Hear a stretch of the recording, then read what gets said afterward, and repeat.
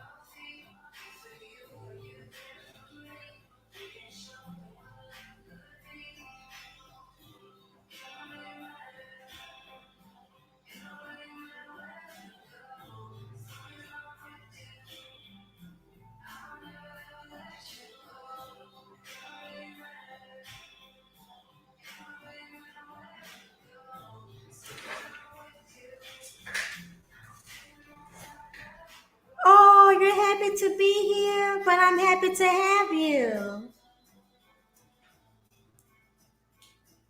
Just waiting on Mr. Complex Design to show up so I can get him pulled in.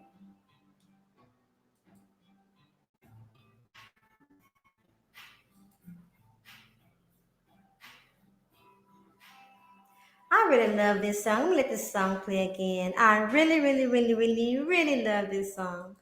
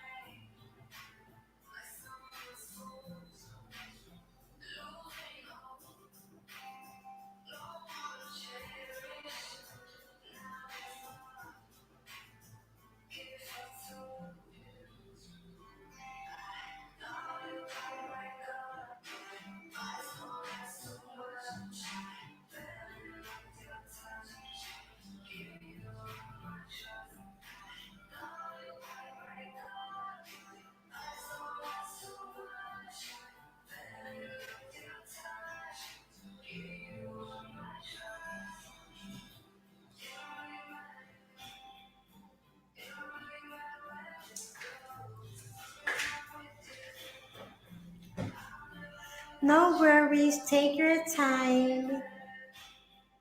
Getting your vibe is all good. Oh, thank you so much.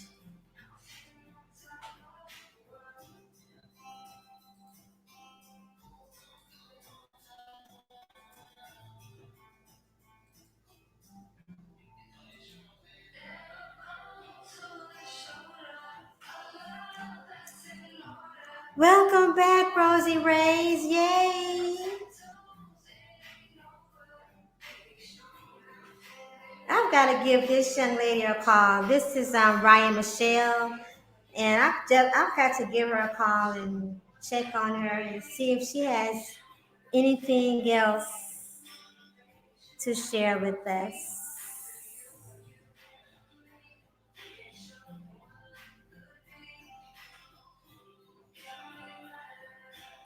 She's such a lovely young lady, too.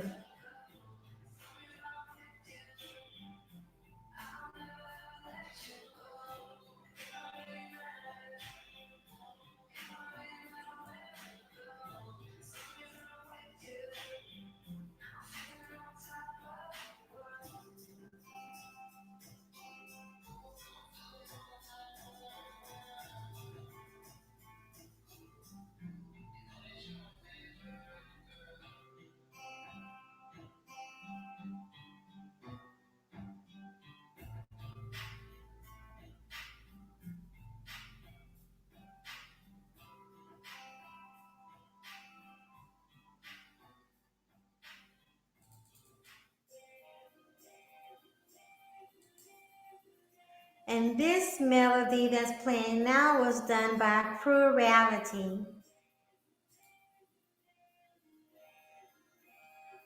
You like it too? You think it's a cool song? It's so. Thank you. It is a very nice love song. You can actually find her on YouTube as well. I'll put her name down here.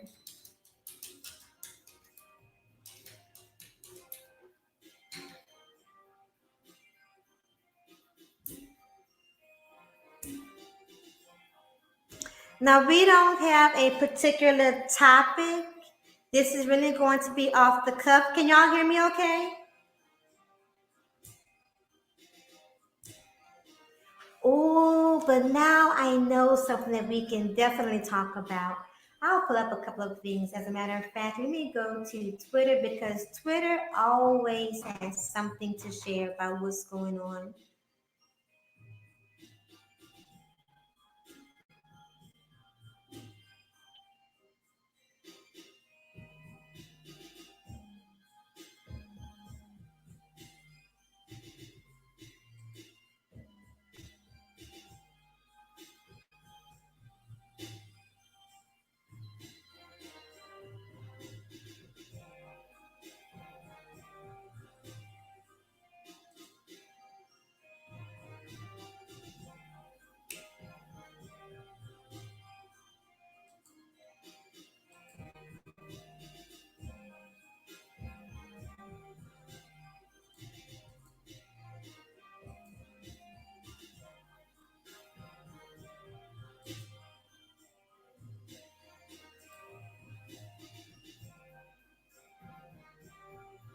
Yes, she is a very beautiful lady.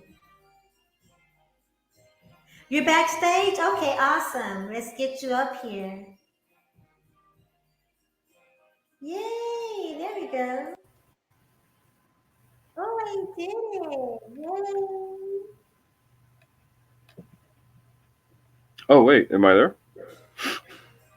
Good evening, my friend. Oh Hey, my gosh, it's so good to hear your voice and have you here. hey, Complex. what's going on? You're live. I'm live. Out of YouTube prison. I am. And hey, Dre Day. And you can hear me great. Awesome. So, yes, and actually, I owe a lot of this to Mike Fee, because he really encouraged me, really pushed me to file that complaint. Mm-hmm. Um, and so he actually helped me to go through, because it had been so long. So he actually helped me to go through and see where I needed to go to get it and everything. So shout out to Mike B for that. Yeah, man. Big ups to my bro. Yeah. Oh my God. Oh, I have missed you though, like so much. Well, I'm always. You know where I'm at. I'm always on the brain trust. I know, but it's not the same. Like Oh, the you mean like as far as like when I come over here and then we have discussions versus when we're over there. Oh, exactly. okay. Yeah, yeah, yeah. Yeah. So okay. So y'all, this is Complex Design, and he is one of the primary members over at the Black Brain Trust. If you're not familiar with him, that is where you can find him usually. But it's always an honor to have him over here with me, where we have this laid back and healthy dialogue between the male and the female. So refreshing. Hmm. Yeah. I said it's been so long. Like totally forgot. I know. So you just had a birthday, Hmm. and Yep. yeah, On Friday. Yep. I'm 42. you are the big four too. Well, Yeah. so okay, so I want to sing happy birthday to you. Okay. Okay, so you ready? Okay, now my disclaimer is I am not a singer. That is not my talent. okay, to claim. However, it's your birthday, and we're going to celebrate your birthday. I'm going to acknowledge your birthday in a song, and if you just appreciate my effort, and I'm going to try. I don't think I will murder your ears. I don't think so. I don't think I'll murder your ears. No, my ears will be fine. Okay, so and you can't see this, but I also have like a dance that go along with whatever. But here we go. Happy birthday to you.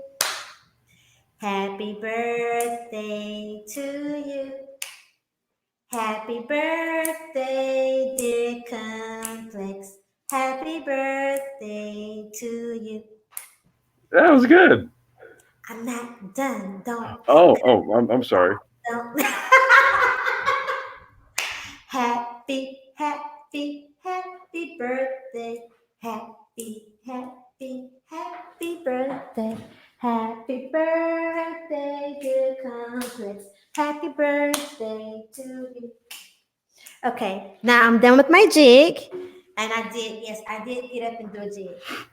I like dance in a circle and like snap my fingers and clap my hands. Thank you. You're welcome. So, let's see. With nothing on hand ready to talk about, and just so happy to have you here. Are you still struggling with your allergies? Yes, I am. Yeah. um, I was out all day yesterday. My daughter had this huge cheerleading event, Mm-hmm. and we've kind of gotten like this late summer heat wave thing going on. Oh man, yes. Yeah, so it's been in the hundreds over the past few days, and I was outside all day, completely like tearing down and building up a scooter. So just being outside and all that. Yeah, I had to kind of lay down a little while ago because my allergies got the best of me. But Oh man. yeah, it's normal. It's what happens. Right. So maybe you can I don't know, have you tried the black seed oil yet? No, actually, what I was doing was because I had relocated here, back in the beginning of the year. So this is like I'm in an area where a lot of agriculture goes on. So I got a lot of new pollen and stuff that I'm being introduced to, and that's what's causing this. So Uh, what they do out here is they have this stuff called allergy, or what's it called, allergy honey. So it's made of honey from bees that you know uh, they pollinate all of these different types of flowers and plants and all this stuff, and then they make honey out of that. The honey from those bees actually has the pollen in it. So if you ingest the honey, then it helps you with the allergy. It helps your body um, incorporate the pollen into it. The antigens. That's the word I'm looking for. So I need to go get some more of that because when I got some before, it helped me. It helped me a lot. okay. Well, we definitely want you to do that then because we want you to feel at your best. Even though, allergies is a small thing to a Yeah, giant. it's just one of those things where it's just my nose. I'm I'm Yeah, I'm I'm okay. exactly. Small thing to a giant. Yeah. Mhm. So, man, let's see here. What can we talk about? Because we don't really have anything on the. Well, you've been away for so long, Oh, yeah, so what did we take? Because I don't come over here and talk like geopolitics and all that crap, right? Uh, so I'm trying to really kind of circle back to. Well, did we ever do that in the interview thing? Because I know you had asked everybody to send you pictures, and you right. wanted to you wanted to interview everybody, and then the channel got shut down. Exactly. So, no, it got shut down right before I could set up the interview for you all Yeah, as individuals. Yeah. so I didn't get a chance to get you like pictures.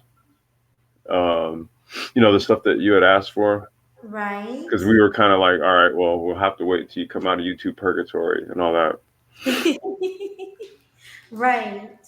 So, but do you remember like what you were gonna kind of talk to us about? I guess we could do that, or if there was just something that's happened in the manosphere. I don't know. I haven't really been paying much attention. Oh, I addressed the manosphere earlier today, so I do not want to address them again today. Did something happen?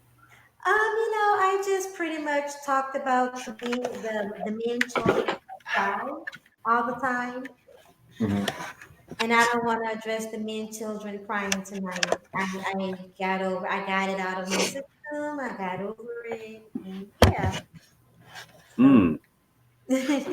Yeah, ever since they got rid of the Hangouts thing and all that, you know, so much of that stuff has been taken out of my purview that I don't, and I never really cared to follow all that stuff anyway. It just how happened that it would always be kind of finding its way into my YouTube feed.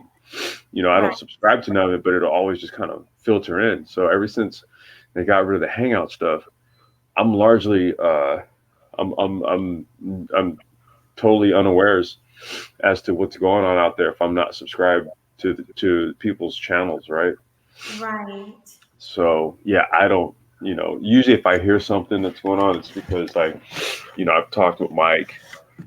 He'll tell me what's going on, or it ends up making its way into discussion on the brain trust or something like that, which rarely happens.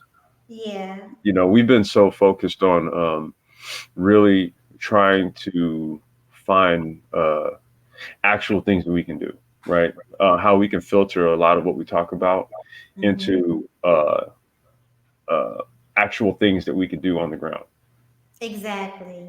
You know, so that's kind of where we've started to pivot. To really try to do some real things in real time. Exactly. And you guys do a mighty fine job of that. I love like when might be like sharing different pictures of things that he has going on, different events that Hmm. he's actually attending regularly, like weekly, and sometimes several times in a week. And, Hmm. as well as you're at different events, and you're also very involved in your daughter's life and all of her activities as Hmm. well as working on your hobby slash business. So yeah, Hmm. you guys are pretty good for that. So Rosie Ray's made the humble request of, can we talk about how awesome black men and black women are together? Well, Absolutely. absolutely. Yes, you know for sure that complex design and myself feel very good about the black man and the black woman together. And we always have a very healthy exchange. So, what is something that you think needs to be celebrated more between the black man and the black woman relationship in a healthy aspect? Um, you know, are you familiar with Game Changer, Yes, the YouTuber? Okay, yes, so that's a buddy of mine. We're both out here from California and stuff, and I I contribute to a lot of his live streams. He's a very intelligent, provocative person. And he takes he has an interesting approach, and it's forces people to really think about a lot about um, topics like this. So there was I think it was last night. Yeah, I had gotten back from my daughter's cheerleading event and stuff, and he had asked me to come on, and the topic was good girls and bad girls. You know, and I was explaining to him that let me see how to put this. I was explaining to him that my wife and I had a very healthy relationship. And then even what a live stream he had today, I was explaining how how like so even when my wife and I we would disagree on something, right? Or we were having some sort of discussion where I had one position, she had another position. The discussions were full of humor, even if we disagreed. You know what I mean? Uh-huh. Um, so when you disagree with someone, but you can laugh about the disagreement, that means that you have a solid friendship. Yes. You know, um, and that was why that hangout we had on the Brain Trust maybe like a month ago, where it weirdly went into having a pimp hand and hitting women when they get out of line and stuff. I was like, whoa, dude, wait, we don't need to go there. I think we have to start to build like relationships based on friendships first, because I don't know about you, but I never like fought my friends. Like people who were my friends, I didn't fight them. Right. We always had each other's best interests in mind, right? And Right. these are the people I'm still friends with to this day. Like, I mean, like all my homies I grew up with, literally since the time we were like 10, 11 years old. These are like still my tight homies today. Um, we never fought. We had disagreements on occasion or whenever, but we didn't fight. And I think the same thing applies for your relationships. Right. It's like you can have disagreements, you don't fight. Um, I think far too often we're not friends. We're not like friends. Like literally, like we're not. You don't enjoy conversations that you have with your partner, or Right. when something occurs, you might be out and you notice something, or something happens, and the first thing you think is to call that person and tell them about it. Or the first thing that she thinks is to call you or text you and say, you know what, this weirdest shit happened today, right? And it ends up becoming like a conversation piece. Um, we don't foster those types of relationships where we think to share our lives like that, just outside of the typical like relationship stuff. Right. You know what I mean? So I Yeah. think we can start there. Um, but I don't know how you I don't know how to maybe how to get that to be sort of like a standard, because so many people have so many different ideas, about like relationships and who who should be submissive to who and all these different things. You see, so if there's like either confusion, or if there's some sort of dynamic, right, where there's like a power struggle in the Right. relationship, then you'll never get to the point where you're openly trying to share your lives with each other. It's always this thing of like, well, I'm this and you're that, or I'm this and you're that, and it's yeah, you kind of have to start with the basic things, the rudimentary things first. Exactly. I was actually having that exact same conversation with someone earlier, and we were talking about the complaints of both men and women, and we were talking about the masculine and the feminine energy, the gender roles, Hmm. being, submissive, surrendering, protection, and the honesty. The yeah, the honesty, the trust, and loyalty in relationship based upon you being willing to be honest and open even when it hurts, and the process of taking your time to really get to know people, especially when you get old, like as you get older and you know better, so that you Hmm. can make better decisions and that you can be an example of that to other people, especially younger people. And how people just kind of rush through. And I really found it refreshing that he and I were able to have this conversation that was birthed out of spontaneity, because he's someone that I recently did an interview. Hmm. recently did an interview with on for a radio show, a broadcasting that I was doing earlier. And so for us to have that spontaneity in the conversation and to be like minded there was very refreshing.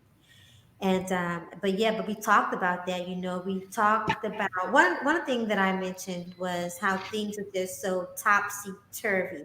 Welcome, Spirit of Truth, and welcome, Herman Carter. Let's see who else do we have here, by the way. We have like 7 people watching. Thank you all for hitting the like button. Thank you, Darren, for coming back. Thank you, Dre Day. Welcome. Okay, it seems as though I'm pretty much caught up on those. So, oh, I like that. Thank you. It's been a while since I've seen you too, Spirit of Truth. It's so good to see you. Yes, I'm finally free from YouTube prison. So, so one of the things that we were talking about is how topsy turvy the world is, especially when it comes to the spirituality of things, right? Mhm. And how right is wrong, wrong is right, good is bad. Like it, I mean, that is really what it is. And we were also talking about how when we're not when one is not operating one way as the man and the woman, it makes the other gender work in the opposing way. So if I'm not acting fully in my feminine energy, right, Mhm. then well, let's say if you and I were, if it was Mhm. about, then you might pick up and start, acting in some ways that are feminine because I have taken on a more masculine role if I don't concede, and vice versa. And so we were talking about the willingness to acknowledge that, but we were also talking about being like-minded, being on the same page, finding out if you're on the same page before you even start building.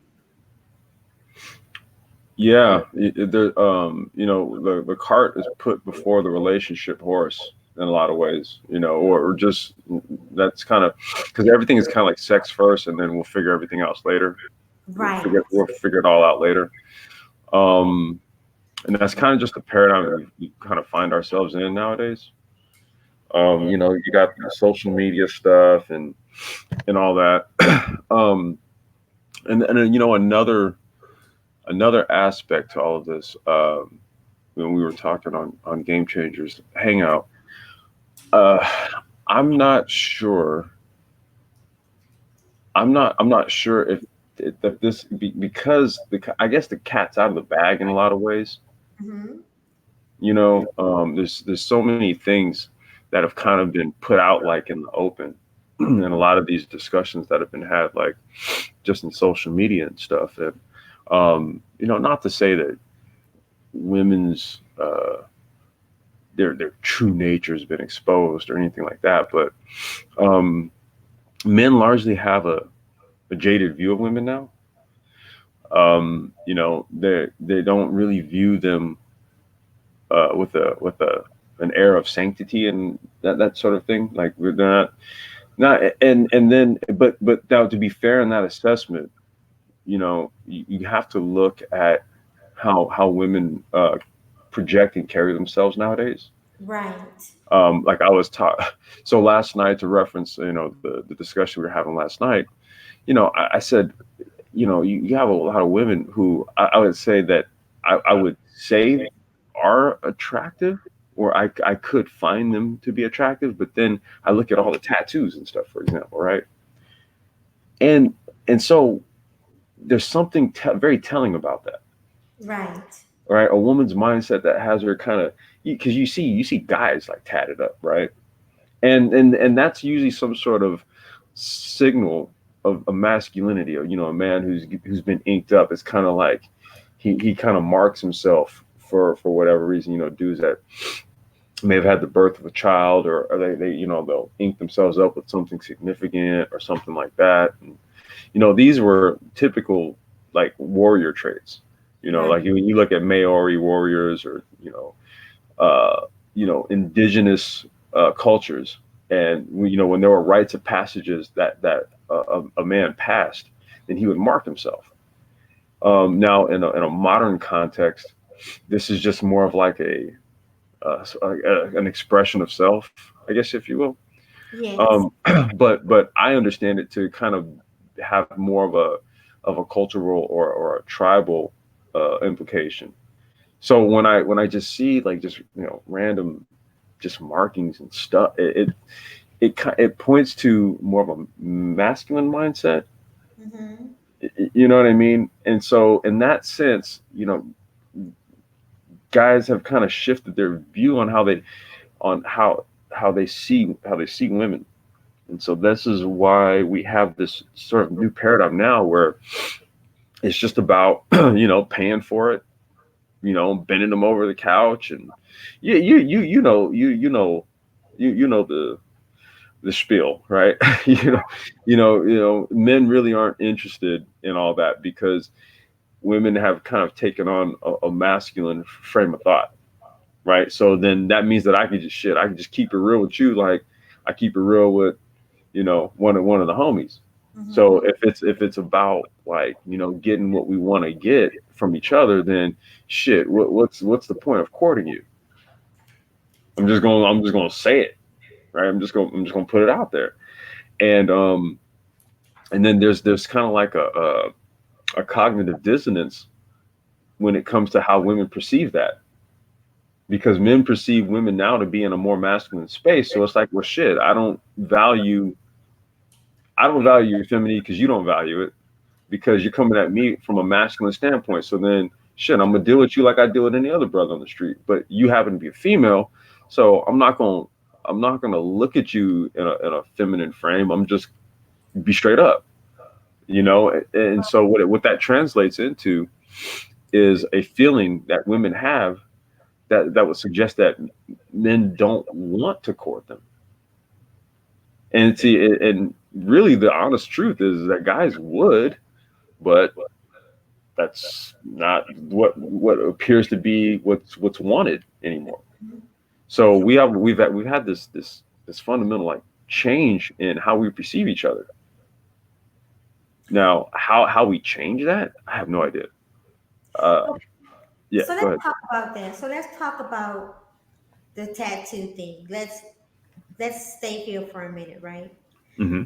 So there are actually a lot of men who embrace women with tattoos, right? Hmm. And so when you have a lot of men that embrace women with tattoos, how does it discourage other women to not get tattoos? Because you have Well, men that think it's sexy, like if they see the paw prints above the cleavage, in the Eat like some breakfast hey before Alina. oh yeah, that's what you. Hold on, what was that, baby? in the morning when we go to school. Can I get a donut for breakfast? Yeah, I'll stop and get you some donuts. Okay. Okay, All right. but it has to be before I wake It'll up. it'll be before. Because you wake up earlier. Wait, can I show her some of my drawings? Hold on one second, Renton. Okay. Can I show her some of my drawings? Like a second. No, baby, it's time for you to go to bed. Okay. Come on, give me a hug. So Complex Design is a full-time father, and that is his baby girl in the background. Yeah, it's my baby girl. Hi, Bella. Go on. Okay, go on. It's time for you to go to bed. She said hi. Okay. Hi. Hey, how are you, Almeda? Good. That's good. Nice to hear you again.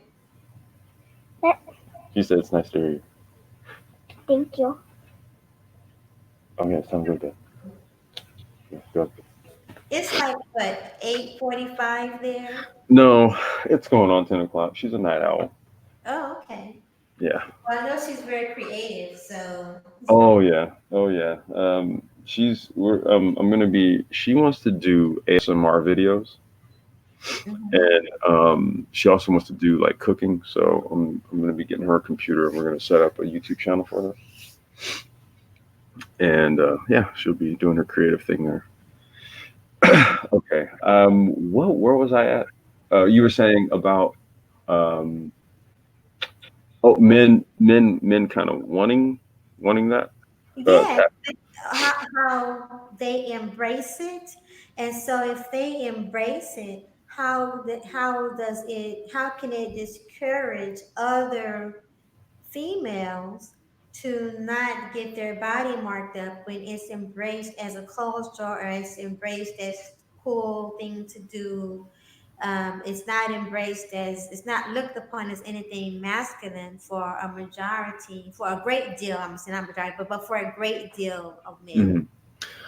Mhm. Well, I'll say this. I'm not one to say, okay, well, all women should be this, all women should be that, et cetera, right?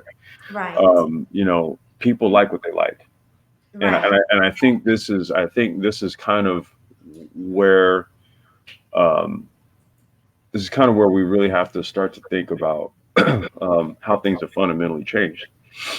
Because I don't think that women are going to uh, s- turn away from that, Mm-hmm. because it's a form of expression, right? It's a freedom of expression, and I don't think that women want to go back to a place where they're not free to express themselves. You know, I would say that it's not something I prefer. I don't have any tattoos, right? So what would I look like walking around with a woman who's got like tattoos all down her arm and on her knuckles and stuff, up on her neck, on her face, and that we would not pair well, just from a visual standpoint, right? So I know what works for me. Mm-hmm. Now other dudes who don't mind that, they themselves are inked up. You see, so it works for them. And it's more of a thing that they'll accept because they got ink too. So, and it's not just the ink part is just that's just one example of what we're discussing here. Right. You know what I mean? But see what that does is this: when I see that, okay, I can look at a woman, and if I imagine her without the tattoos, I'll get one impression. And then when I do see it, then what it does is it tells me a whole lot more about her. Not that she's inherently a bad person or anything like that, but it's kind of okay when you get 50, 60 years old. Now, did you really think about how this is going to look on you at that, when you get to that age? 65, right? We become like a senior couple, and I'm walking around, you got, you know, free pookie on your knuckles and stuff, right? Like, uh, this is a new accepted norm. That's what I mean. We're kind of in a space now where there's a lot of things that are new, and everybody's adjusting. So there's guys that, again, because they see that, then they don't really see femininity in that, but Mm-hmm. she's still a female, so they're not going to view her with an air of femininity. They're just going to be like, all right, well, this is my ride or die. We use those kind of terms. Right. You know what I Right. mean? So now this, like, and I don't hold her hand in public, and you know I don't walk at like maybe a pace or half a pace in front of her, to the left. I Mm-hmm. don't there's certain things that we don't do anymore, and it's just the context of things have just sort of changed all the way around. So um, I was saying last night. I said, I think what has to happen is that we have to maybe start with a blank slate, Mm-hmm. start completely over, and figure out how this will work, right? Just trying to either go back to a form of traditionalism. Uh-huh. I can't see it happening because we're at the stage now where no one is really embracing anything traditional. Um, but at the same time, we can't continue to do things that don't work out in our best interest and in our favor. That's like an exercise of futility to just keep doing things that just result in dysfunctional results. That doesn't make any sense. So Right. we gotta kind of figure out something new. I think that's really what the challenge is. It's like, okay, well, okay, what you got to start over basically, and what a clean slate. Um, when a lot of these discussions are had like on YouTube, when you hear men and women in these panels and stuff, and like I said, I don't deal with a lot of it because it's like it's the same argument, and the reality is that men and women, adults, are stuck in their ways. So they make the complaints, they make the arguments, they yell at each other, but no one's actually willing to actually adapt or change or do something different. So it keeps happening. Uh-huh. You know what I mean? So like the only thing I can think is say, all right, well, given how everything is kind of changed, and we're in this new sort of environment as it all sort of relates to men and women and stuff, you got to come up with something new. So in doing that, okay,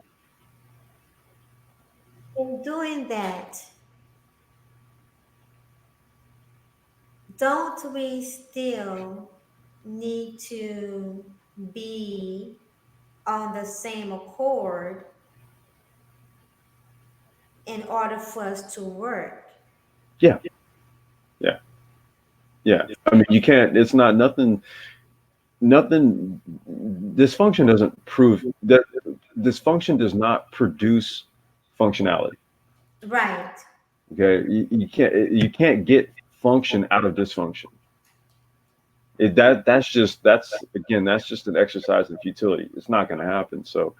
Um, so at the very basis, yeah, there's got to be some commonalities that are met, but I think our expectations because how social engineering has really sort of changed the scope of male and female relationships.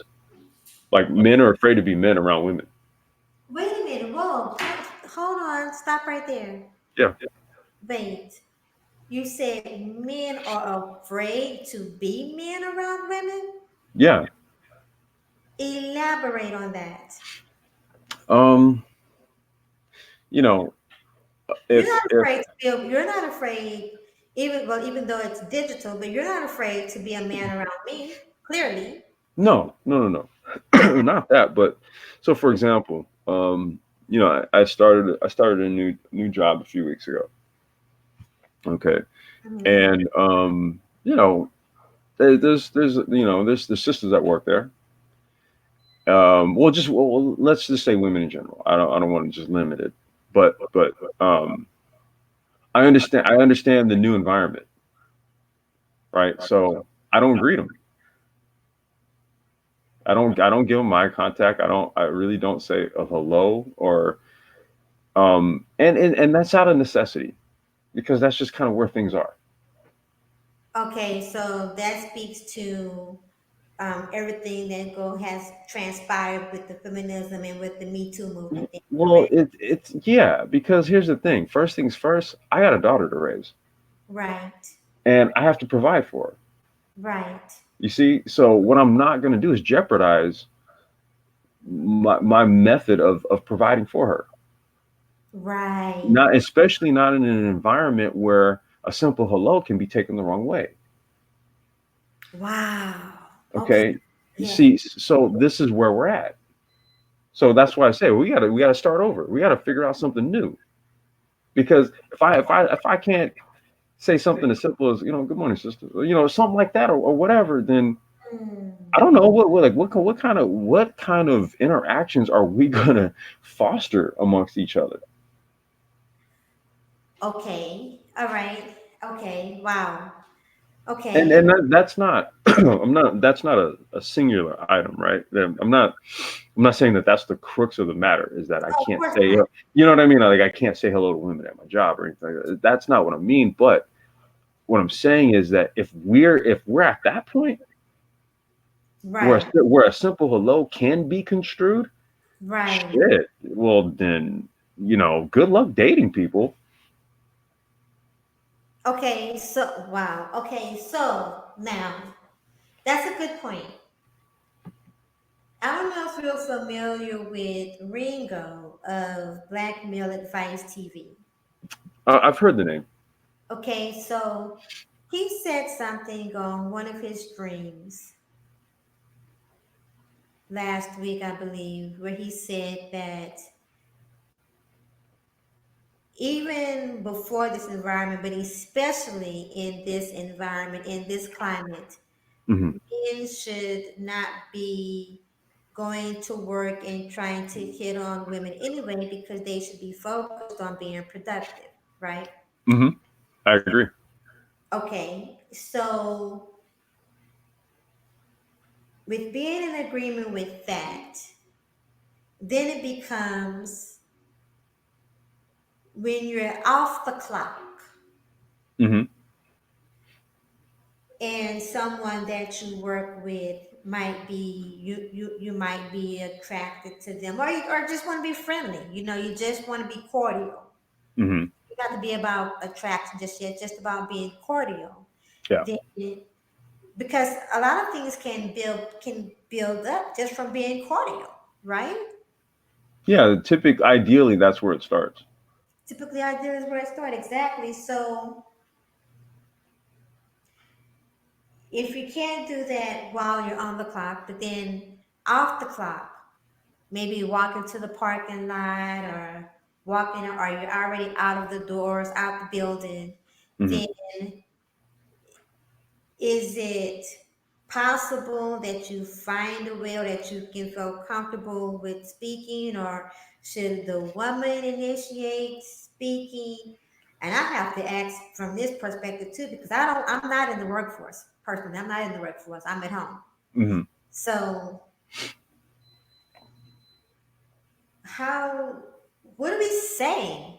What do we say to men now and to women now and to especially younger men? What do we say? Well, I'll tell you this. My number one rule, ever since I started working in like the corporate environment literally when I was 18. You know, and I had a rule at 18 years old, and I haven't wavered from it not once. I don't shit where I sleep.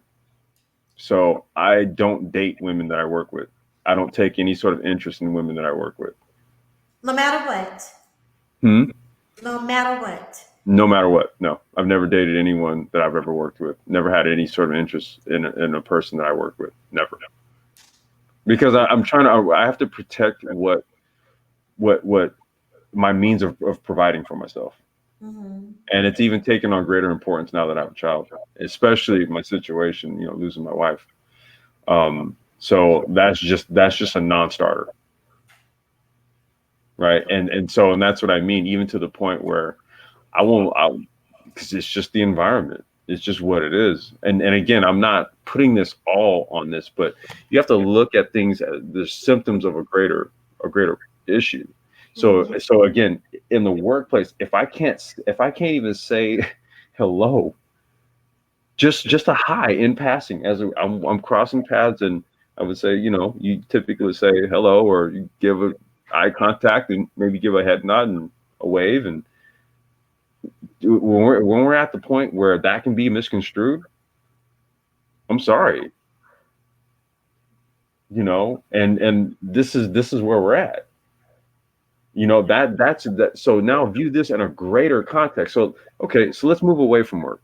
Uh-huh. Um, I was telling a friend of mine, I was on the phone with a friend of mine, right? And I was explaining to her how let's just say like outside work, like just out and just I'm going to the grocery store. Matter of fact, I'm gonna give you a real world scenario of what happened. I was on the phone with her, And I had been telling her about this. I tell her about how, like, if I'm at a grocery store, I see a sister, I'll say, hello, just being kind, right? Just being trying to be gentlemanly, just trying to be nice.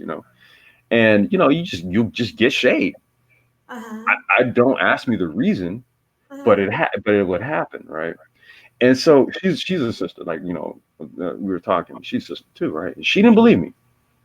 So one time I'm on the phone with her, and I said, and so I put her. I said, check her. I said, watch this. I said, I put her on speaker, and uh, I was crossing paths. This is an older woman, so she may have been like in her 50s or something, right? Uh-huh. And I said, good morning, sister. And she literally just eye roll. It wasn't even an eye roll. It was as if I didn't even say anything to her. She knew I said something to her, but it was just like boom, walk past me.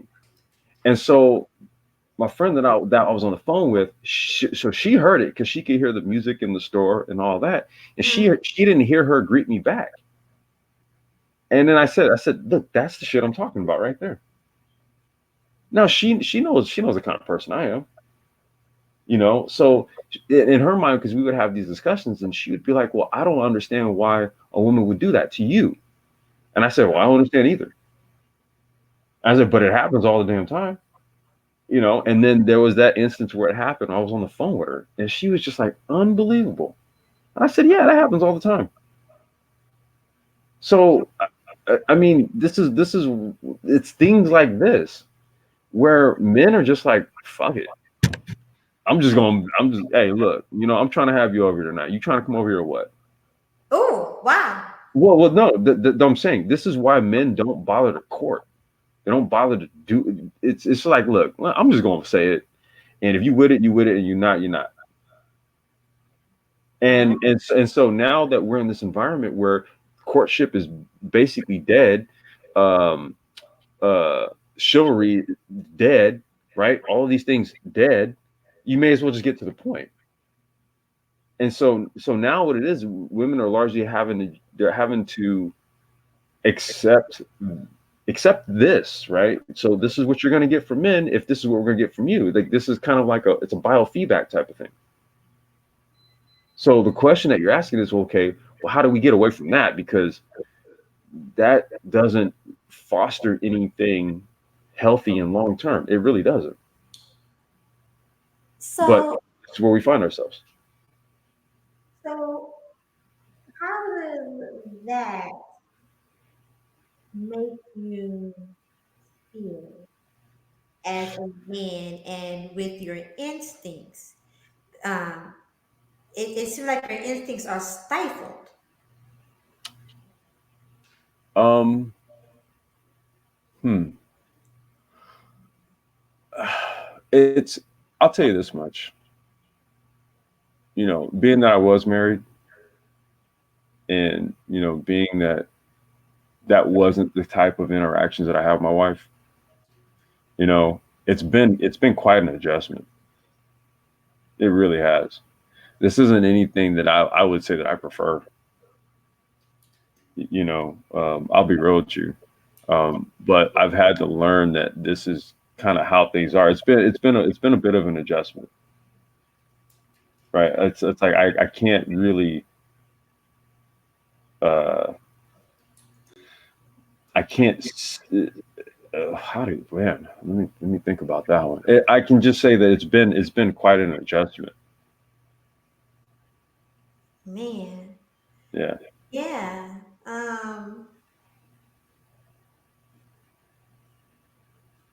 I can honestly say that I really had not tried to put myself in your guys' shoes in Hmm. in that aspect um, at all. I really hadn't thought that much about it. Yeah. um and I mean, I can't speak I can't speak for all men. I can only speak. I can only kind of speak for myself and what I experienced. But I experienced there's a lot of similarities in terms of what I experienced and what other men experience.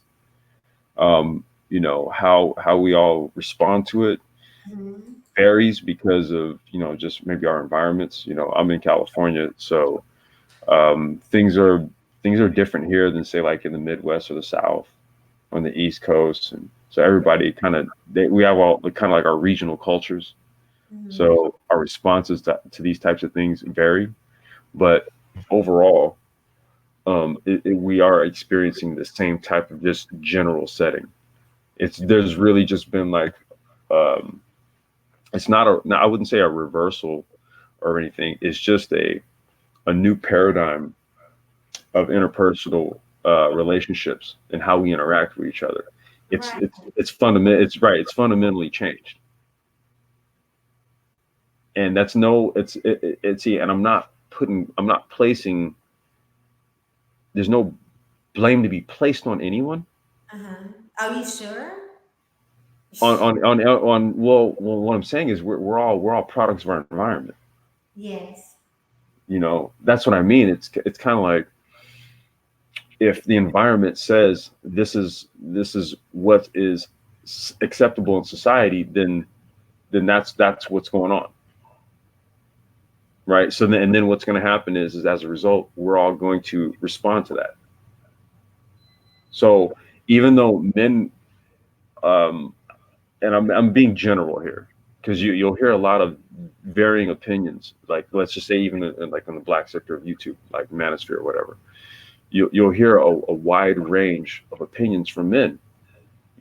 Some men are true adherents of traditionalism. Other guys are like, yo, f all this, get your passports and go travel. And then you got a lot of dudes who fall somewhere in the middle. You got some guys who they're okay. I'm a red pill. I'm a black pill. I'm a blue pill. I'm this pill. I'm that pill. I'm whatever. Right. And then you have the women who say, well, look, I'm not submitting to no man, or a man has to, or there's conditions that have to be met, in order for me to submit to him. And that's not a bad thing to say, right? That's not a bad thing to say, but what you get what I mean? Everything's changed. So how do you have something like healthy and productive when everybody is when the definition of what will work has fundamentally changed?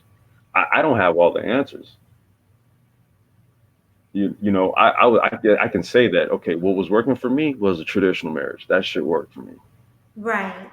But then it's like that worked for you, but then it's okay, so how do I get back there, especially in this kind of environment, this kind of climate?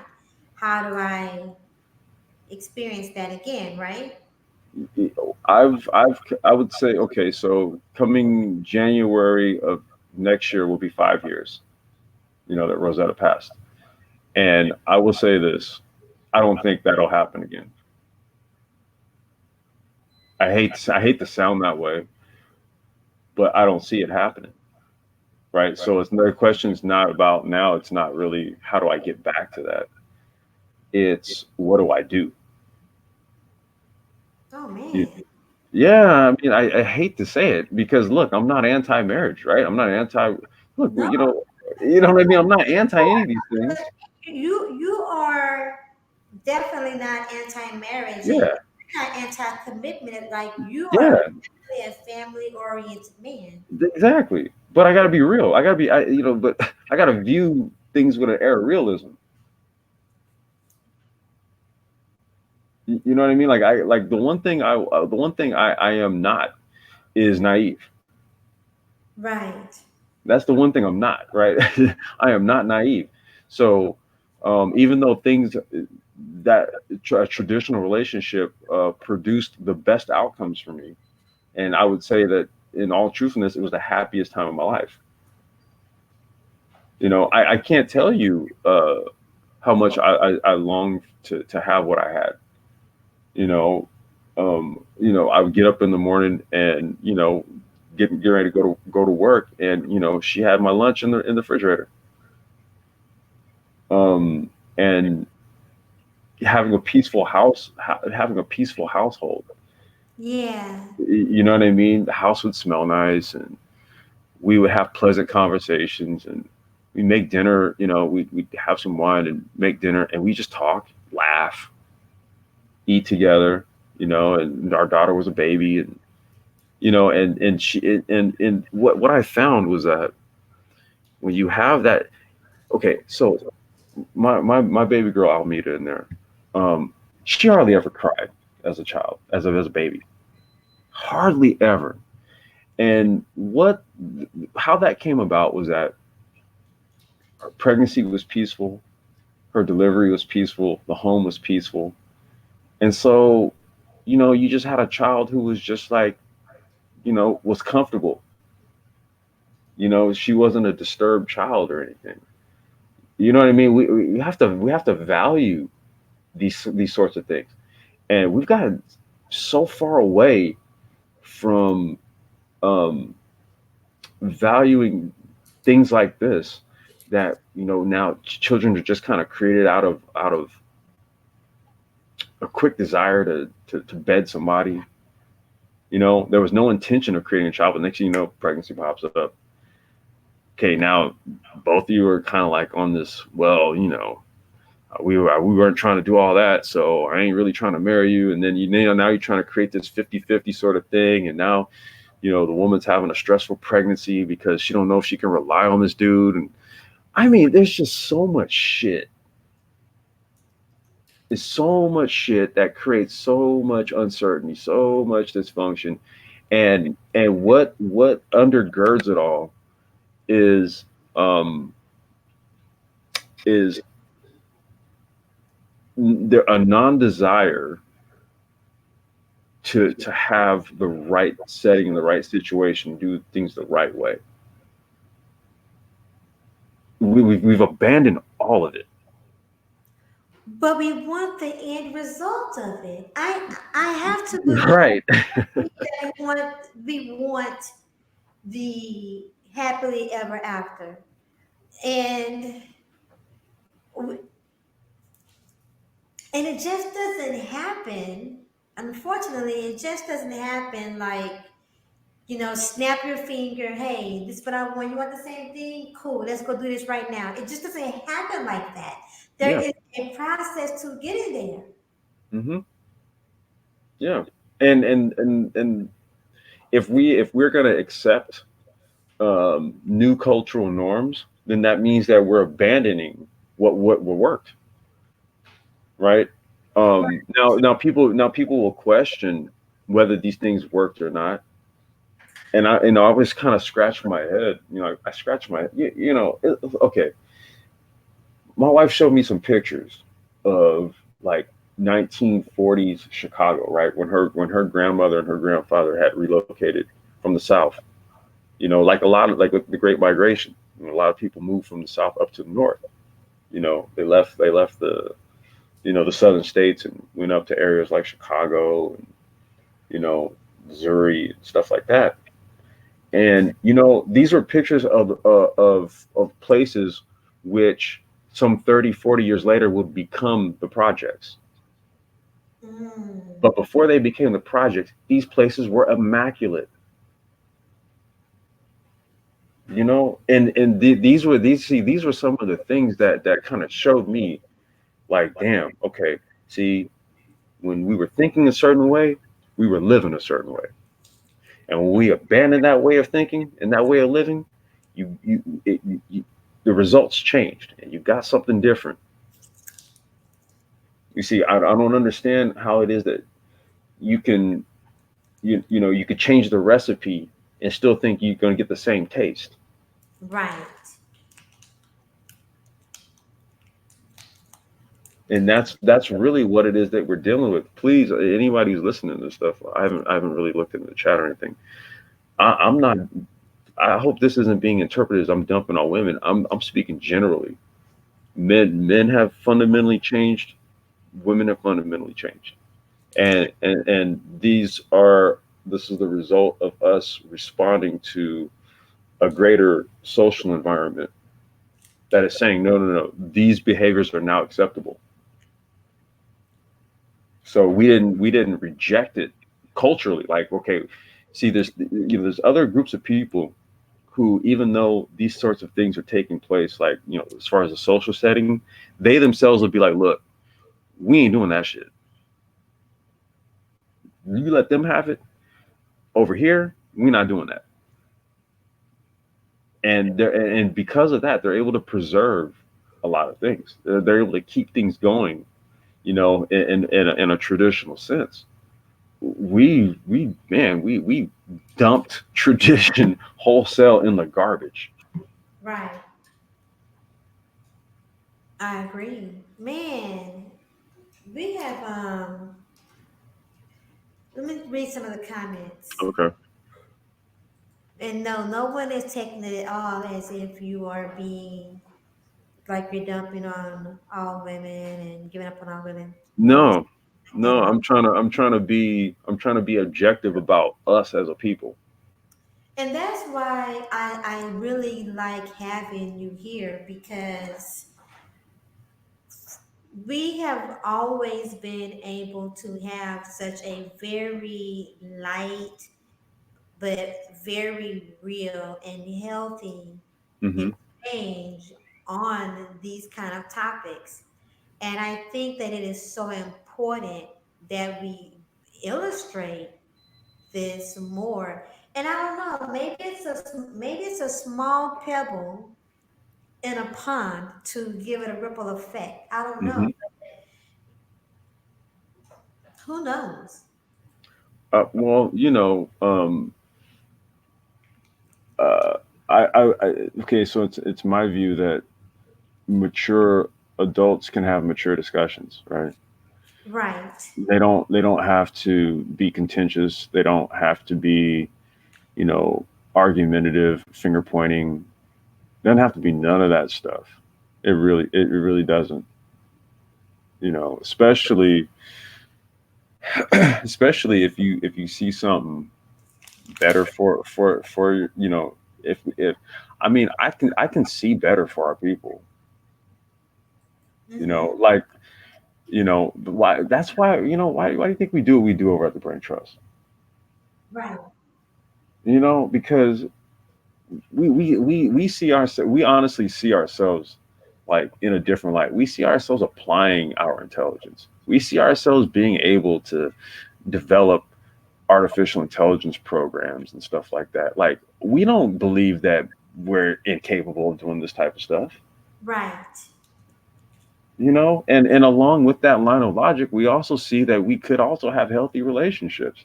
Like, why the hell is it that seemingly, other people can go about progressing in society? I get that, there's just a lot of moving parts in terms of what's going on in the world, but it's not as if we don't have the ability to keep up and stay abreast.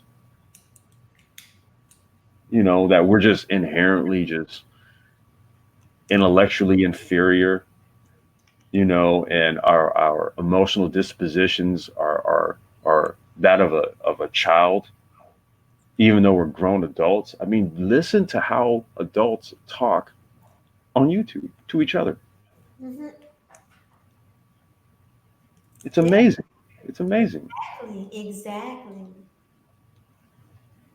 Exactly. So I don't believe that we're just inherently that way. But when the whole saying, when in Rome, right? Okay, if this is what's going on, then shit, I can't walk around assuming that everybody is on the up and up when they really ain't.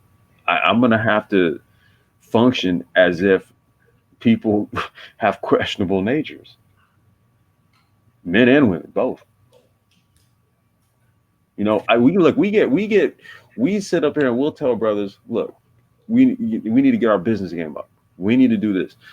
We should be establishing international trade deals and stuff on our own, as our own, forming our own business conglomerates, and then, you know making moves like that.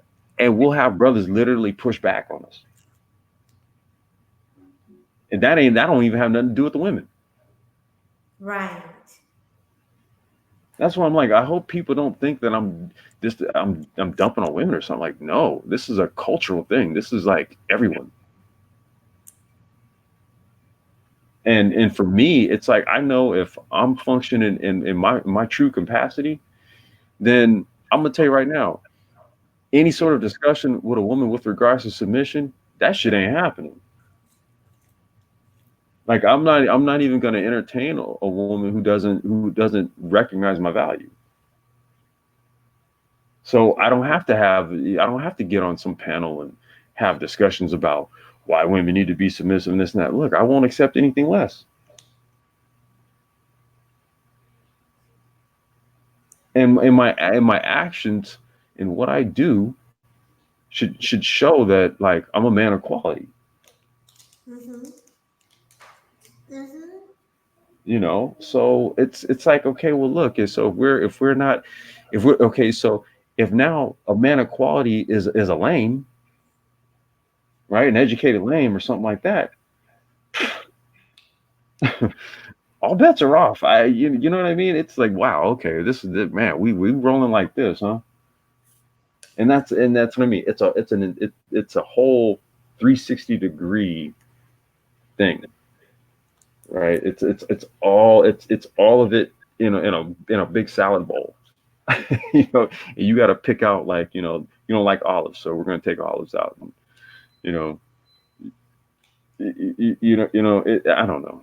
I don't know. I just think that maybe having these types of discussions will promote thought and get people to sort of examine their environment, examine how we're interacting with one another. Well, we may have to, and this just came to me, Mm. is that it may be redundant, and I am not a fan of redundancy, by the way. But be that as it may, we may have to have the same conversations over and over again, and invite other people, to engage as well. But the same conversation over and over again in order for the thoughts to really be provoked, to really to keep it in the mind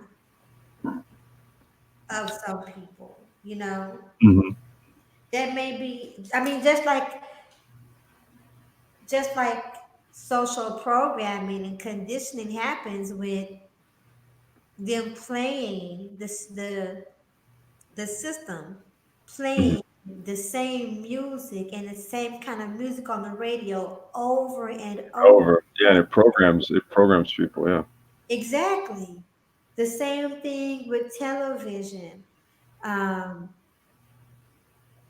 and if we are the leaders, the upcoming leaders, because we're the upcoming elders of our society, Hmm.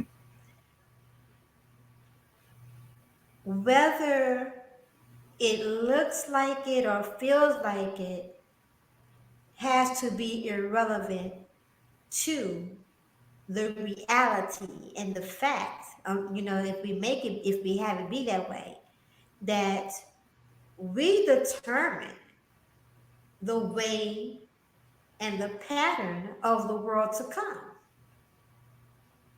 Yeah. Hmm.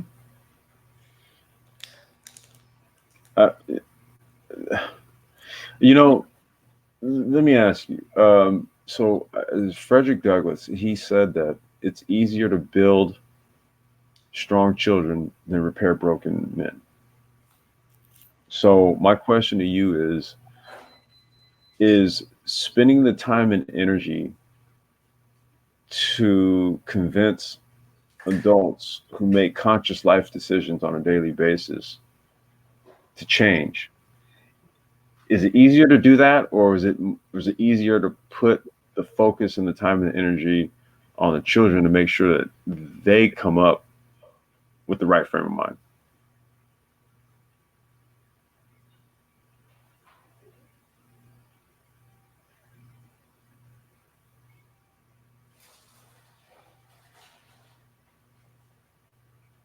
Well, here's this as well, right? Is it takes a family to build a community. It takes a community to build a society. Hmm. It also takes a family to have legacy. It takes a family for it to leave behind an inheritance. Yep. It is not by, I say this over and over again, it is not by accident that our family structure is breaking down. It's not by accident that the way we relate or the lack thereof to each other, it's not by accident. It's all a social conditioning and programming. And I really believe that it is intended and beneficial to God. Should I say this on on these waves? I think I know. I think I know what you're gonna say. You don't have to say Okay, thank you. it. So complex design, bro. Hmm. Here's the fact: we are the forthcoming pillars of society, and we can either be fight against each other, or we can work together for the society and fight. Because one thing about it is we're gonna fight regardless. We're all in an individual fight regardless. So it's not a matter of if we're going to fight to survive or not. No, we're all in a fight. But it is a question of are we and can we and will we be willing to work together for the type of society that we desire. We can't just leave what's left of the world to the youth. We don't leave it. We don't leave it to them, right? I mean, I'll tell you. I'll tell you this. I personally, I don't. And again, that's why I don't get into all of the manosphere panels and conversations and all that. I literally just turn a blind eye to it all. I don't have any interest in trying to convince adults what's best for them. In my view, you're an adult. You should know this, and the focus should be on those that are going to be coming behind you. I don't see like what what I don't see like what good I can do dealing with men, women my age, older, a little bit younger, trying to convince them of anything, right? When children are waking up every day, right, bathed in all of this, right, deep when they they're more pure, so you can work with that. There's things that you can do. All you got to do is just show a child a different way, and that'll impress upon them for the entirety of their lives going forward. All they need to know is that this isn't normal, and that there is a better way. Okay, adults, it's a little bit different with how it works with them, right? They're kind of set in their ways, and they're going to basically just kind of do what works for them. Yeah. You know what I mean? So that's why for me, self accountability. on both sides, men and women, is that's what's paramount at this point. And if no one wants to be, I don't want to say no one wants to be accountable, but if we all just as adults, we all have a different idea of what what living our best life entails. Well, then you know what? So be it. Fine.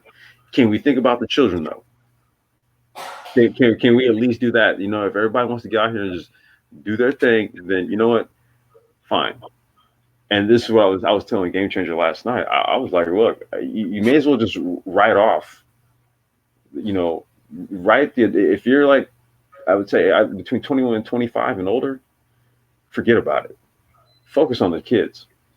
That's where my focus is. My focus is on my daughter. My focus is on the children, because I'm saying if they're good, then in due time we'll be good.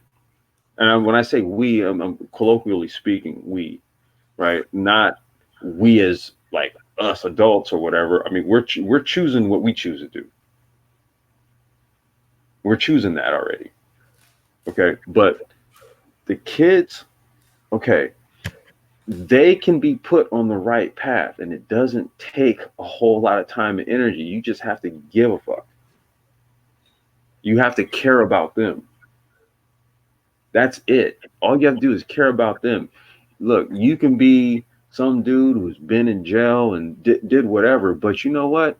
All you got to do is just go to that kid and just go, look, man, all the shit that I did, I'm gonna make sure you ain't gonna do it. They're gonna take heed and they're gonna listen. Okay, women can go to these young girls and be like, look, you know what? I made some really bad decisions in life. You know, it is what it is. You know, I'm I'm where I'm at with things, and you know, I'm just going to make do and make the best of the time that I have left here. But look, let me tell you something. I don't want you doing this. This is what you're going to do. See, we can at least, at the bare minimum, we could do that. Right. Right. See, this whole sort of grown ass adults who haven't figured it out at this point somehow miraculously getting a goddamn clue. I can't see that happening.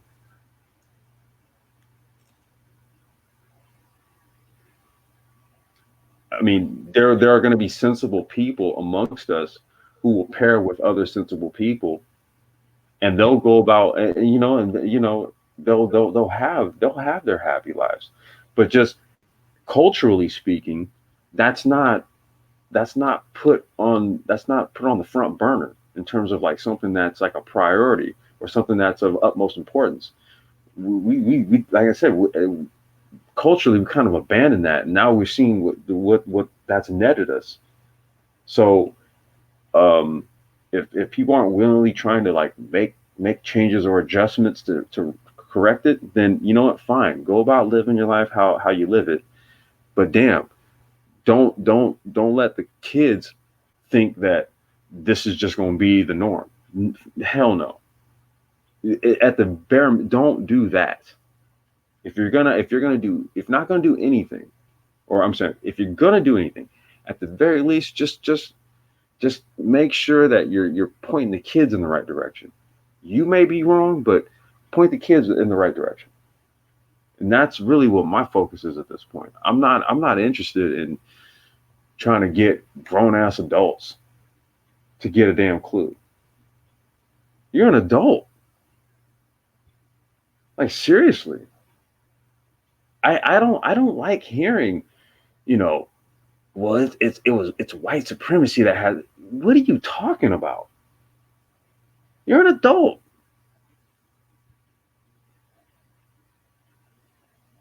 Like what? No one's forcing this upon us. You have every you have you can wholesale reject shit if it don't work for you. No one's forcing dysfunction down our throats.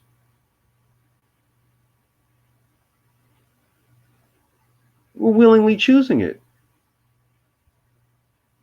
And then you see the negative results that come of it, and we just shrug our shoulders and we say, oh well, you know, that's just what happens. we're okay with it. We've consciously made we've made these decisions, right? To say, nah, we're gonna roll with this. And then we shrug our shoulders when you see the results. It's just kind of like, oh, and then you put the blame on something else, something external. It's always something external. Never has anything to do with conscious decisions that we have made as a people. I agree. I also say that unfortunately, it appears the dysfunction is the new norm. This is what I mean. Yeah, it's normal. We normalized it. So if look, children don't have the wherewithal or the insights, the wisdom. They don't. There's somebody just put in the chat. Children are sponges. Absolutely right. They're right now. They're soaking up things. They don't control the environment to that extent. That's not what they do. These are adults that are doing this. Supposedly responsible adults. So we're choosing this. So I'm just saying, at the bare minimum, if we're going to choose this, then okay. But damn, can we think of the kids? Because you get the kids right, we'll all pass on, and then guess what they're going to do? They're going to do the right thing, and all this will be over. This nightmare be be on the path to setting things right. I'm a I'm a dad. I'm a father. I have a daughter. Look, I have no interest in, you know, some of these black pill nihilists trying to take advantage of my child. And I'm speaking about, like, I look at it in the context of, like, my daughter being a woman, and I know the quality woman her mother was. I know how hard I bust my ass to make sure that, you know I do things so that she has a true worldly view of her place in all of this. That her interests are varied, right? So that she's not just thinking one dimensionally. So that means that because she doesn't have a wider scope of the world, right? That her options are limited, and that she just thinks that, okay, well, this boy here who who hasn't had any direction of his life or something like that. Well, I have to give him my time or attention because he seeks some interest in me. No, like, she'll have such a view of the world, and her interests will be varied, that she'll look at someone like that and say, I can't really deal with you, because if I talk to you about exotic fruits or something, you won't know where I'm coming from. I'm trying. I'm getting that mindset instilled in her. Like, bring people around you who will enrich your life. And that starts at a young age. It's hard to get people to flip when they're adults, to get onto some new shit. Usually, if that happens, there has to be some sort of life-changing event, something traumatic or something like that has to happen to a person in order for them to wholesale have a complete reorientation, right, of how they view things. That's usually what has to happen for a grown adult to really, you know, uh, have a fundamental change in mindset and in thought. Like a traumatic experience, like, they walked away from a car accident they should have died in, and in that moment, they're just like, yo, you know what? I didn't even realize I hadn't been valuing my whole life this whole time. And next thing you know, they're trying to make every day count.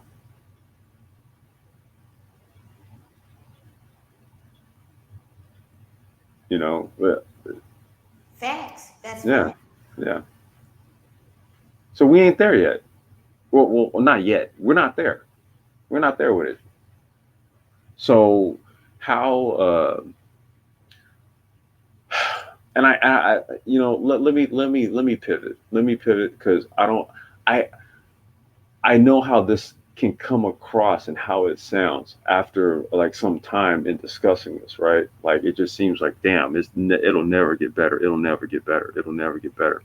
And it's just all problem after problem after problem. So I want to get away from that because I'm a solution oriented person, you know. So I want to pivot it to what could be done, or what adults can actively do to maybe sort of you know um, cause some sort of change in the environment. And I think maybe what that would start with is just taking on new interests, doing things from a personal standpoint that we haven't done, you know, um, to try to like change our lives up a little bit. Give our start to give ourselves a little newer perspective. You know, um, maybe maybe like dietary habits, for example. Just changing how you eat. Small things. There may be just small little life changes that may actually, like you said, the little pebble in the pond, right? The ripple effects.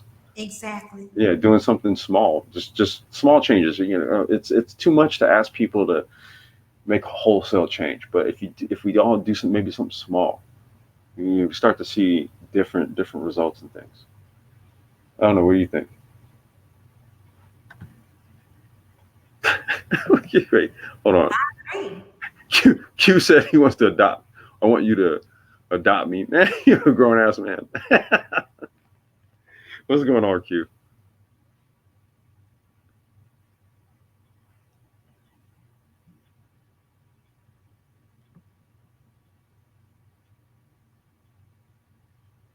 Oh, wait, she's muted.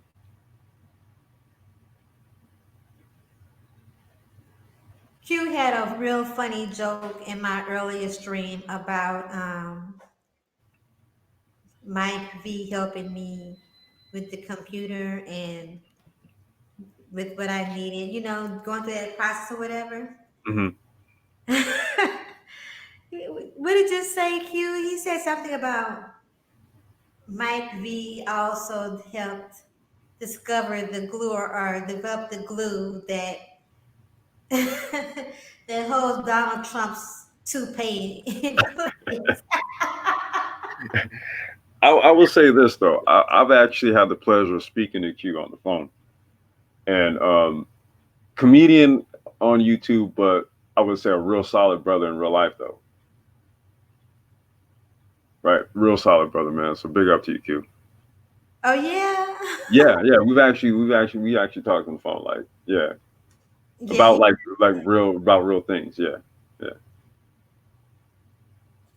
Well, I can tell he's definitely a solid person. Hmm. Yeah. Yeah. Hey, Rainy, I'm gonna step away for a few minutes. Just give me a few minutes, okay? Okay.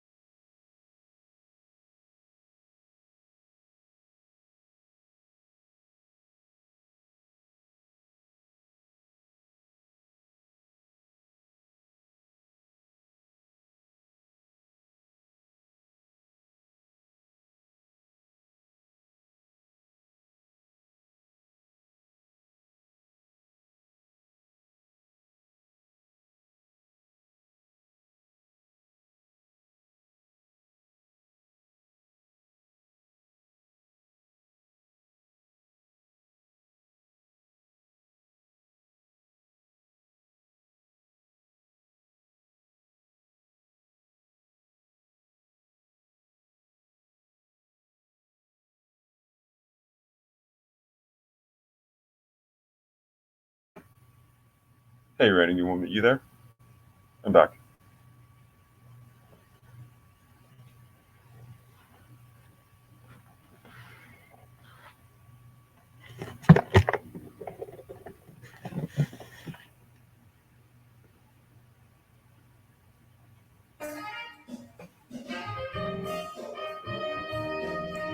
I'm here, Uh-oh. Complex. Oh, okay. All right. I'm back. I was taking a snack break. Oh, yeah, that's fine. I went to go grab a beer. Ah! One thing about me is I'm a beer aficionado. I like beer. What kind of beer do you like? Mm. My favorite is Stella Artois. What kind of beer is that? It's a Belgian beer. Ah. Yeah, it is. It is so good. So I'm like Reg. Reg the bad guy. We're beer guys. We like beer. Ah, okay. Yeah, yeah. And it's like it's not it's a I don't know, like actually a buddy of mine got me into it. He got me into beer. Well, it's my old roommate. So he used to drink all these random beers, and I had tasted beer. I remember like when I was like when when I was young, right? Okay, so my grandfather worked for Budweiser. He used to transport, right, beer. He had worked for Budweiser ever since like he had gotten out of the service, and so he retired from there. And so it's like all like my dad, my uncles on, they always just had like cases of Budweiser because my grandfather worked for him. So when I was a kid, like I don't know if with your dad and stuff, but they let you like have a sip of their beer and stuff like that, and you'd be like, you didn't like it. So when I was a kid, my dad would have me like have a sip of beer or something. I was just like, I didn't even want to drink it, and I always just had this impression or this thought about it that it was just nasty. And then my roommate, he would always like we'd always like he was from New Mexico, so he would always like make things with like green chili and stuff. And he would drink certain beers with it because they went along with the green chili taste. And so like one day he was just like, look, man, here, have this. You're gonna eat some of this. You tell me, and I swear it was like the best experience I ever had. So ever since then, I got into beer. And so throughout time, I've actually been able to kind of go across the palette. There's pilsners, there's lagers, there's ales, you know, there's the pale ales. There's all these different types, and I've gotten down to what my favorite types of beers are, and then my favorite brands within those types. So you know, I'm a wine guy too, but just I do wine on occasions, but I love reds. Um, but just for just after a work day or something, yeah, I love a Stella.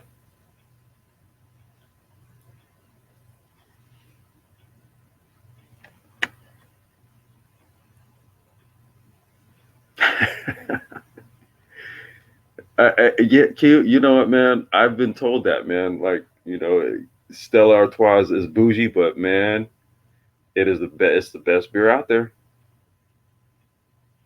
You make me want to try it. Ah, you got to, you got to. I'm bougie. I have to have mine in a glass, in like a wine Yeah, glass. well, that's the thing. Stella Artois, literally, you drink it, and when they pour it, like if you go to like a restaurant and they have Stella Artois on the menu, they usually it's like a one of those. They don't put it in like a beer mug. They literally pour it in like a it's kind of like a wine. I forgot what they call it. Kind of like a chalice type of glass, but Stella Artois kind of drinks like a champagne almost. It doesn't have like a bittery beer note. It really doesn't. It's very palatable. It's very smooth. It's a bougie beer. Make no mistake about it. Well, I shall have me a bougie beer. Okay. Yeah, yeah. Q said you have to have a dinner jacket on to drink Stella. He's absolutely right. I'm drinking apple, so I almost spit my apple juice out. He tells no lies. You do need a dinner jacket. I don't have my dinner jacket on right now, Q. So I'm violating the Stella Artois code of conduct here. I was about to say, if you're sitting over there at what almost 11 o'clock at night Hmm. in your dinner jacket during this stream, which you know what, maybe one day we should do something like that though. Hmm. Yeah. Hey, Nuridan. Aww. Well, my wife used to want to do things like dinner parties and stuff. She wanted to like cook for people, and that sort of thing. And I'm saying that should be sort of like a cultural thing, right? Because what it does is it kind of fosters uh it fosters a sense of sophistication in terms of culture and stuff. I mean, like if you're gonna consume alcohol, right? Yes, do it nice. If you're gonna do it nice. You know what I mean? Yes. Yeah. You I would know, sacrifice a lot of small things to have occasional luxurious moments. well, yeah, but that's the thing. I don't feel as though I don't think that has to be. You have to have a sacrifice in order to do that. I think that um, if you create like a culture of opulence, then it's reflected in whatever you do. Yeah. You know what I mean? Like that shouldn't be a thing that happens like on an occasion. It But really should. You should be, as a people, you should be known for that yeah, type of thing. I completely agree. Excuse me. But you know, there are just some things it's just like that are more rewarding. You know, they take a little bit more. And so whatever it takes, the little bit more of it that it takes is Hmm. worthy of it. It's worthy to me to make small sacrifices here and there. It's not that you don't. It's not that I don't experience other things in the meantime, but it's for like a larger thing. It's like I'm willing to make small sacrifices here and there to experience something different. Okay. I'm sorry. Maybe I misinterpreted what you're saying. When you say make small sacrifices, like what do you like? What's an example of that? An example of that might be instead of me spending frivolously on something on just to hang out locally, not for any real purpose besides just to be, Hmm. put that aside, you know, not even worry about that, and then I can take a trip somewhere, or I can spend a little bit more somewhere else where it's more meaningful to me, whether experience. Yeah. You know what I've always I and this is the I don't even want to call it wishful thinking because um it's not a wishful thinking. It's actually it's okay.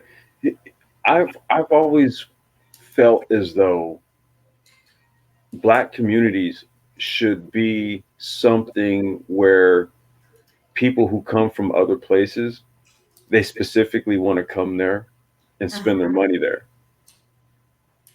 right? Yeah. Like the nature of our communities and our neighborhoods and the environment that we do is so enriched with culture that much like how we would save our money to say go visit France or something like that, French people say, look, I want to go here.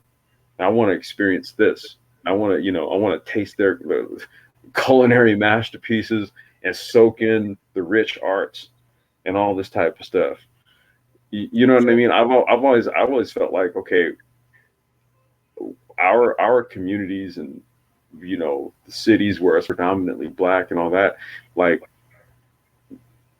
we could have those things be viewed globally in much the same way we view places external to us.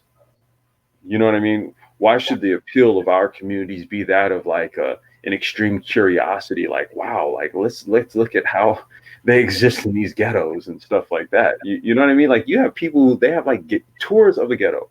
People come here from other countries to get the black ghetto experience.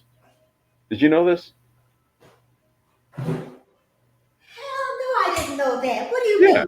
No, no, What? no. There's literally tours that people do because they what they want to do is they want to come here and they want to just actually go and visit like a black ghetto, and they want to see it. And there's people who pay money to do this.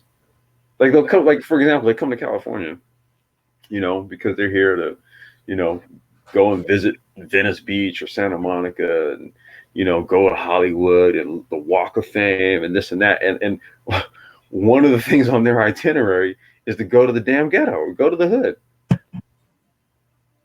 Wow. Yeah, and I mean, like, I don't, yeah, like, why do I have to, why do, why is that like our cultural export? It shouldn't be. Yeah. And when, you know what, if we're not careful, it goes back to what we were talking about earlier. If we're not careful, that is what we will be demised to. That's the demise of Hmm. our community. That's If it. we're not careful. If we, I mean, if we don't do something. I mean, that's why I was saying, okay, I guess if I really, that's why I wanted to pivot away from just sounding so doom and gloomish, right? Because I'm not that. I have a, like I said, No, I have a daughter. It's no, you're I not. yeah, You're I not can't, that.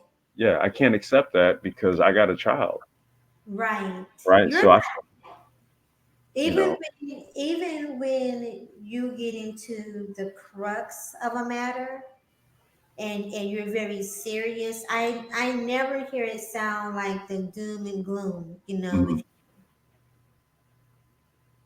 yeah.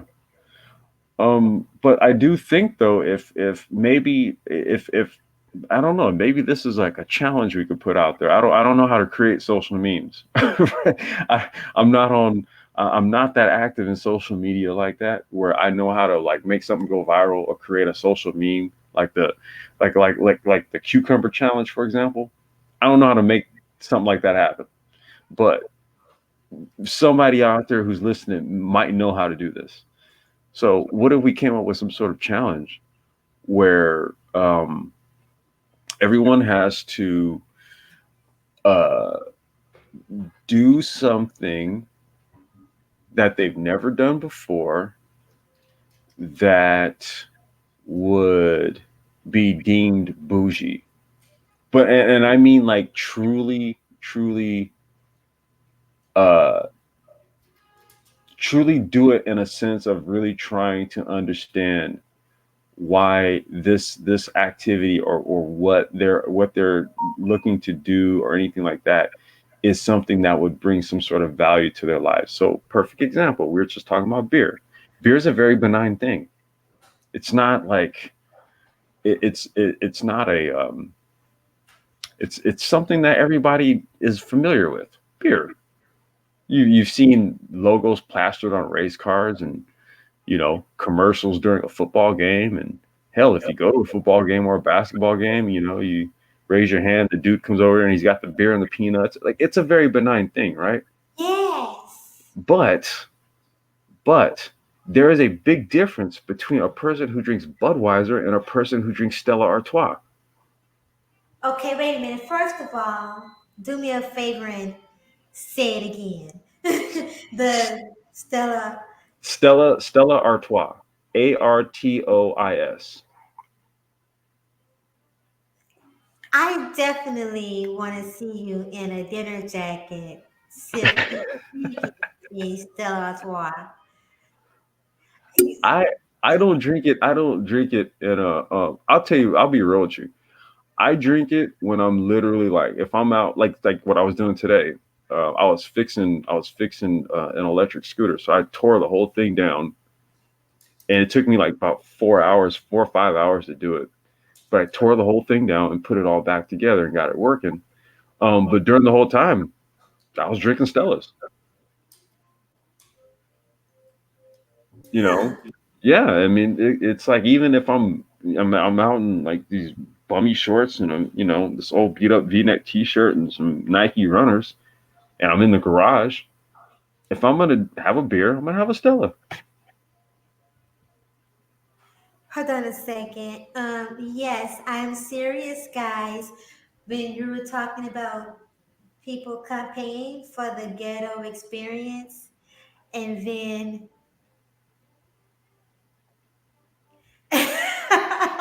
I cannot stand you.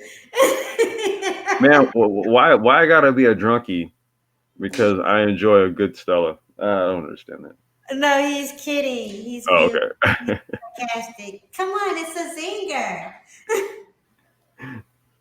Well, that's what I mean. I think I got so deep into what we were talking about before. I was like, dude, I got to get out of this mode. I don't want to go down that path where I'm sounding like a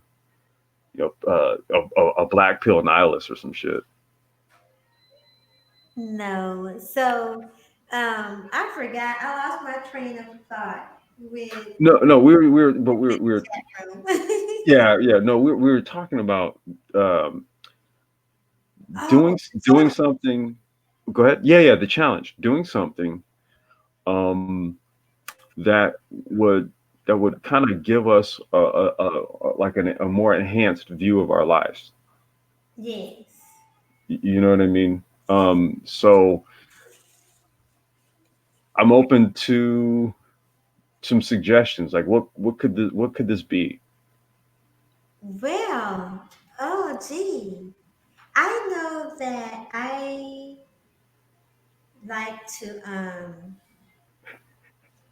I like to keep visions of things in front of me, of different things, to remind me of something that I'm looking forward to doing or that I've experienced. Hmm. You know, like wine by the beach in another country, something like that. Hello, Zero Kelvin and everybody. Hey. So, along with different quotes and images to inspire me, keep me inspired. So we could do something like that, along with maybe just telling someone to just challenging someone or others to, like you said, just something different. Hmm. Yeah. I Don't mean, complain about it. That's the thing. Oh, to do something different and do it without complaining. mm. Well, I think see, this is going to be a conscious. This is a conscious, intentional thing, right? Yes. So there can't be any sort of like apprehension to it. That's all. That's why I think the challenge is more of a personal nature. Like so something that you've always wanted to do, but for whatever reason, just thought like, I man, I can't do that, or right. But no, this is actually where you say, no, I'm going to do this. You know, so let's just say you wanted to, you really wanted to. Well, okay, let's make it broad, and then from there we can reduce it down into something. But let's talk general interests, like general interests, like so something that you've always been curious about, but you never pursued it. I mean, there's so many. What's that? I had an after dark thought. I had an Oh, after dark thought. So. Oh, okay. But I'm saying like if you ever wanted to go like deep sea fishing, Who? deep sea fishing, like go out into the ocean on like a charter boat and go Mhm. fish for tuna or something. Oh, yeah. Interesting that you bring up fishing because I've never gone fishing before. And I would actually like to go fishing, but I don't want to go fishing. Like, I don't want to catch the fish. I just want to like go out and put a string on tie string to the end of a stick and just put that in the water because I don't want to kill. I don't want to catch the fish. No, no, fishing. The whole point of fishing is to catch the fish. I don't want to do that complex. Oh, okay. Well, then maybe I just fishing want won't to be for you. experience the water. I just want to do the experience without the catching. That, but then you're kind of cutting yourself short there by not actually. You got to reel the fish in, bring it in, and then you hold it up. And you're like, holy crap! I just caught a fish. No, because I can't put it back in the water. I have to Yeah. then eat it. No, no, no. You do is just take the hook out and throw them back in the water if that's what you want No, to do. he's damaged now. Now I have a fish that cannot function the way he was already functioning in his environment.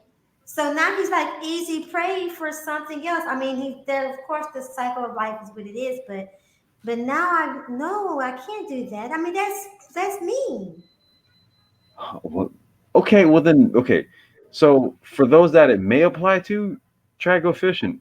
Rain woman, I don't know if fishing is I don't know if that's in the line of maybe like a new or maybe yeah, or try tying a line to the end of a stick and throwing it out there and that whole bit you could. But I'm saying like for somebody who's like, man, they've ever watched videos of like people who go out, toss a line out and they're out in the ocean and they're trying to fish for like some some yellowfin, for example, and then they hook one and then they battle it and bring it in and they get it onto the boat and they're like, crap, I just caught a yellowfin. I mean, there's something I don't want to say it's like I said, it might be small, so I don't know if it's life changing. It could be something small, could be life changing, right?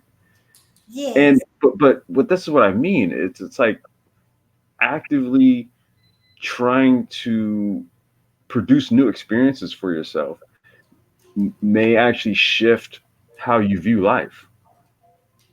And so I'm saying that, okay, like what's a small thing that we could do to maybe sort of change who we are, right? Because we're just saying like just through these conversations that happen on the manosphere when you just hear men and women going back and forth, okay, nothing's going to change that way. So maybe what we do is we start internally with ourselves. So maybe I ask myself the question, man, what's something that I really wanted to do? I'll tell you because like, one of the things that's what myself and like my brothers we've done a lot. We fish. I've grown up fishing, and we'll fish. Some of the lakes around here. Actually, I had a neighbor I was talking to today. He went fishing today, and so I'm going to take my daughter over to the aqueduct where he went fishing at today. Maybe like next weekend. I think we're going like maybe next Sunday. But what we used to do is we used to catch the ferry, the Long Beach ferry. We catch it out of Long Beach, and we'd ferry out to Catalina Island. So we'd go out to Catalina, and then we would rent a boat at Catalina, and then maybe go, quarter or half mile out from the island, and go fishing out there. We were fishing for like, we would fish for halibut, for tuna if we can catch them out there. If you could hook a mako shark, not a big one, but if you could hook like a nice sized mako or Well, wait, um, hold on. What is a nice size mako shark? Shark. I mean, um, because um, any size shark that's not sitting in a fish tank, a fish bowl in like your home, and like oh, small part of your home seems like it's too big to call it. I mean, it's like it's big enough to. well, okay. The one time where I went fishing and we actually hooked a mako shark and brought it in. It was kind of traumatic because the first time it happened, I was like 15. I went fishing with my neighbor, and we went out and we hooked a mako, brought it in, and see. So on the boat, there's this. They have this small little metal bat, and it has like a little wrist strap on it, right? And I was like, and I asked my friend, I was like, man, what is this? And he was like, oh, you'll see. And his dad hooked a mako and brought it in. And when they brought it on, the first thing they did was grab this thing, and start beating the shit out of the shark. And I said, damn. And that's what you do. You bring the shark in and you basically beat it over the head until it doesn't move anymore. And Oh my God. yeah, yeah, I yeah. mean, see, I can eat the animal if I have to eat the animal, if I want to eat the animal, but my diet is 80% raw and whatnot, but I don't know. I don't want to be the one to hurt the animal. Well, that's kind of like so that's like sort of like in the domain of what men do when they get out and hunt and kill type of thing. Exactly, because if it was up to me, we're going to eat grass, maybe a few insects, some leaves off the trees. Just So look, we'll stay away from the mako shark, and what we'll do is we'll stick to the fish where you can just stick them in an ice bucket, and after a few hours, since they're not getting any um, oxygenated water moving through their gills, they'll beat just kind it of upside the head, like yeah. If you're bringing a shark onto a boat, oh my God. Okay. Mm-mm. yeah, that's how it happens. Gosh. But I I'm mean, gonna tell you right now, like mako shark is good. Yeah, shark steaks. Yeah, oh, it's kind of similar to a tuna steak. It's good stuff.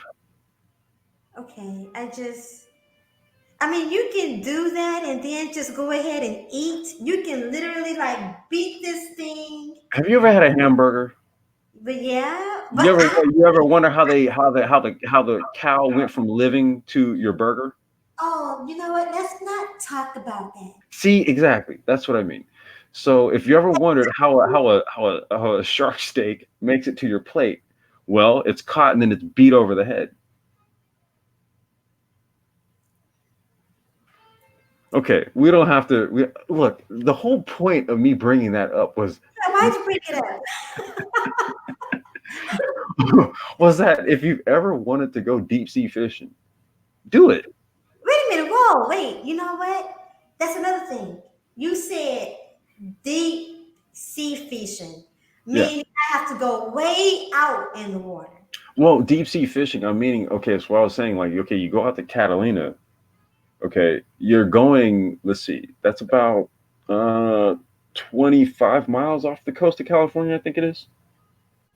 So it's out into the Pacific, but it's an island. Uh-uh. I don't want to be out like that yet. No, no, What? no. Huh? Oh no. Okay, look, the whole point of me bringing this up, we don't have to get into the nuts and bolts of being literally out in the ocean. I mean, if it suits your fancy, then do it. My whole point is that we should actually make a conscious effort to experience new things, and by doing so it'll change us, right? That's what I mean, like maybe pursuing things to give us new experiences, and then these new experiences will change us, as opposed to saying, hey, look, men are this way, women are this way, you need to change. No, you need to change. I'm just saying maybe we do something to invoke a change within ourselves by pursuing something that we've always wanted to do. I don't want to get too deep, because Rosie was like, "We're gonna get too deep into like beating sharks over the head." That really wasn't the point of what I was trying to make. Even though I we, couldn't tell. huh? I couldn't tell that wasn't the point that you were trying to make. No, well, that was about because you asked me, okay, well, what do you do if you bring a shark onto a boat? And I said, well, you beat it over the head with a bat. Oh my God, that Okay, let's get away from that. Well, just yes, forget that. Assuming that you caught a halibut, Okay, so with the halibut, you just stick it in a tub. You don't have to beat it over the head with anything, right? But there's something to be said about going out to the ocean, catching a prized fish, a halibut, a black sea bass, a tuna, something like that, bringing it home, and then cooking it up, making a Yeah, nice meal out of it. You know? I can't. You know what? All of a sudden, I don't see me as a woman. I don't see me being like, oh, I, oh, you man, you. Now I cannot wait to get you in the bedroom for beating this fish over the head. You're focusing on beating the shark over the head. What it's supposed to be is the meal that was prepped. It's the grilled mako shark, okay, with let's see, what do you pair that with? Stella Artois. It goes good with any, especially seafood, because it's not it's a beer that doesn't bite. It's not a harsh beer, so it goes good with seafood, and then maybe like a nice arugula salad. Yeah. You know, see, that's the thing. That's You're supposed to be focused on the meal, not the fact that I beat the shark over the head with a bat. Right, because you know what? I just thought, you know what would add to that? See, is you have a server. You have someone else that's a mediator between me and the beating of the animal, right? Look, assume that you weren't on the boat. Look, I would never even tell you how it happened. I just say I caught the shark, and here's the food. Forget all the in between part, the violence that ensued. Just get that out of your mind. Okay. So back to being out in the ocean. Yes. Now that takes okay, so that takes a lot of courage because you know what I hear when I hear deep sea ocean? Hmm. I hear octopus and sea monsters. Well, like Cthulhu and the Kraken and all that kind of stuff.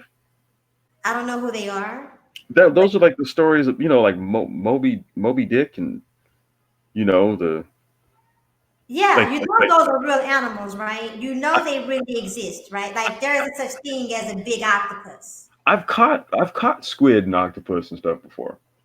No, okay, I'm sure you have caught an octopus, Yeah. but you haven't caught like a big octopus. No, hell no. You know they exist, right? Yes, yeah. Hmm. So Yep. that's what I hear when I hear deep sea. I hear, yeah, I hear large, gigantic, dangerous, man eating octopus that can tip your boat over. And if you don't have the right gear on, yeah, so it sounds courageous for the man to be out there willing to, you know, fight the water, challenge the water to catch the meal and bring it back. Well, okay, but you're not you don't have to really worry about um you don't have to really worry about like giant octopus and stuff. Says Okay, the man. Says the human. listen, because cephalopods they're highly intelligent creatures. You see, so they're not they're not looking to eat your boat or anything like that. Octopus don't have a taste for humans. What? Octopus do not have. It's actually the other way around. Humans have a taste for octopus, like calamari and all that kind of stuff. Like humans eat them. They don't eat humans. Well, I mean, like this is the reason why you You kind of. tell me that if a boat get tipped over, well, you can't tell me that if a boat gets tipped over. I wonder how many unreported boats get tipped over. By what, giant octopus? I don't know. It's possible. Have Then you seen? look, there are no giant octopus that are tipping boats over. It's not. It's not happening. I mean, look, okay, look, you have to kind of follow. Okay, so here's what you do. So you get out into your boat, and then what you do, they have these what they call bait barges. Okay, so a bait barge is a barge that's out in the water, and what it has is it has a bunch of like sardines. So they'll catch like a whole school of sardines, and then they'll put it in this enclosed sort of tank that's floating in the water. And then what you do is you go to the bait barge and then you buy a whole bunch of sardines. Then you take the sardines, you hook it, you throw it out there, and you catch you some mackerel.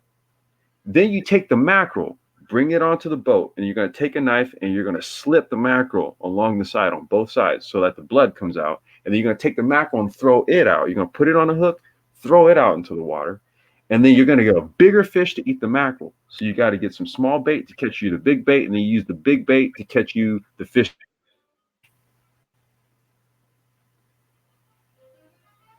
That's how this goes. So if you're trying to catch you some swordfish, um, some mako, hell, some tuna, like the large tuna, the ones that weigh shoot 100 pounds plus or more. What do you think they eat? Okay. Now it sound honestly, now that did sound exciting to hear you out there, you know, you had a plan. Apparently you've done this before. Yeah, love it. Yeah, Yeah, that it sounded good until you got to okay, you slit that one throat or neck or something, you throw it back out there and get something get something bigger. Like I don't know why you had to slit its throat to get it back out there. Oh, because the blood will attract it. yes, yeah. They smell blood in the water. Yeah, Okay, so yeah, so that sounded correct. That sounded so brave, and that see that, and I know that there's some women that probably do stuff like that. Clearly, it's not raining woman. no, yeah. There's women that'll get out there and fish too. Oh yeah, yeah.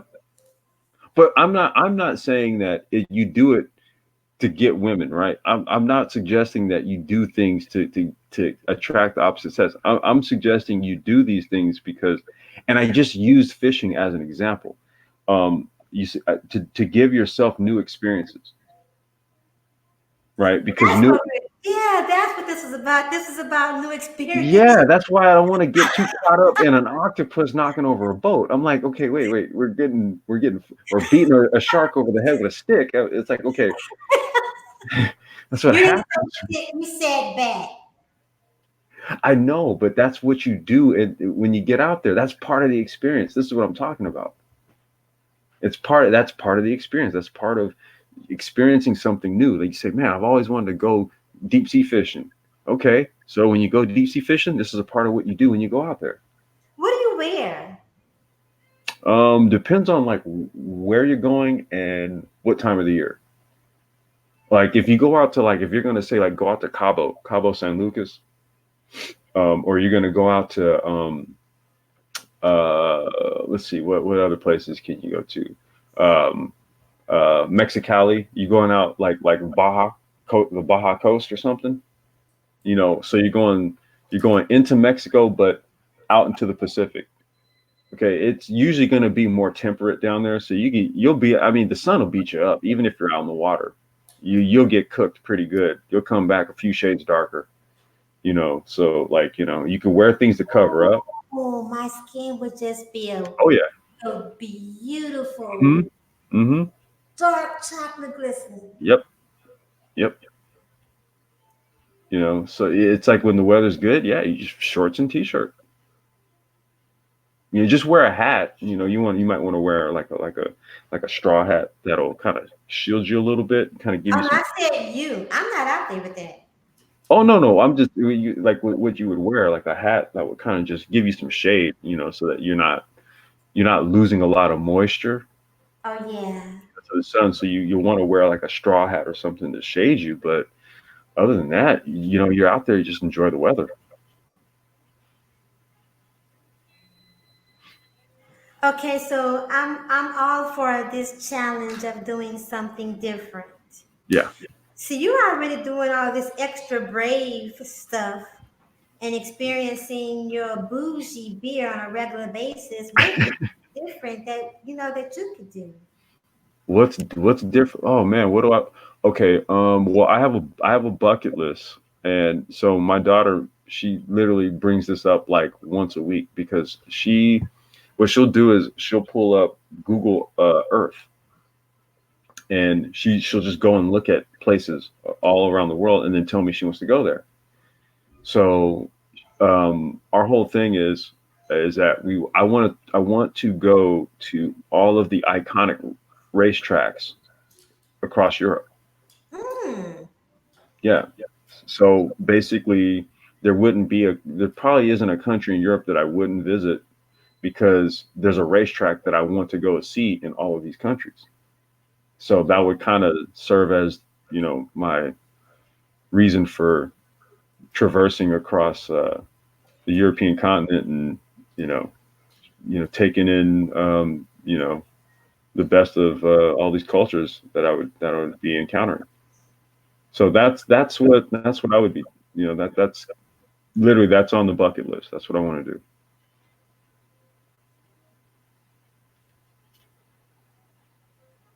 Okay. What about you?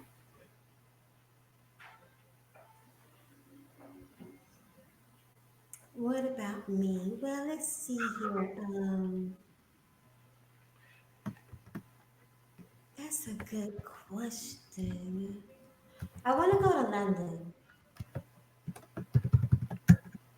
I want to go to London, Okay. Yeah. and I want to go to Japan. There you go.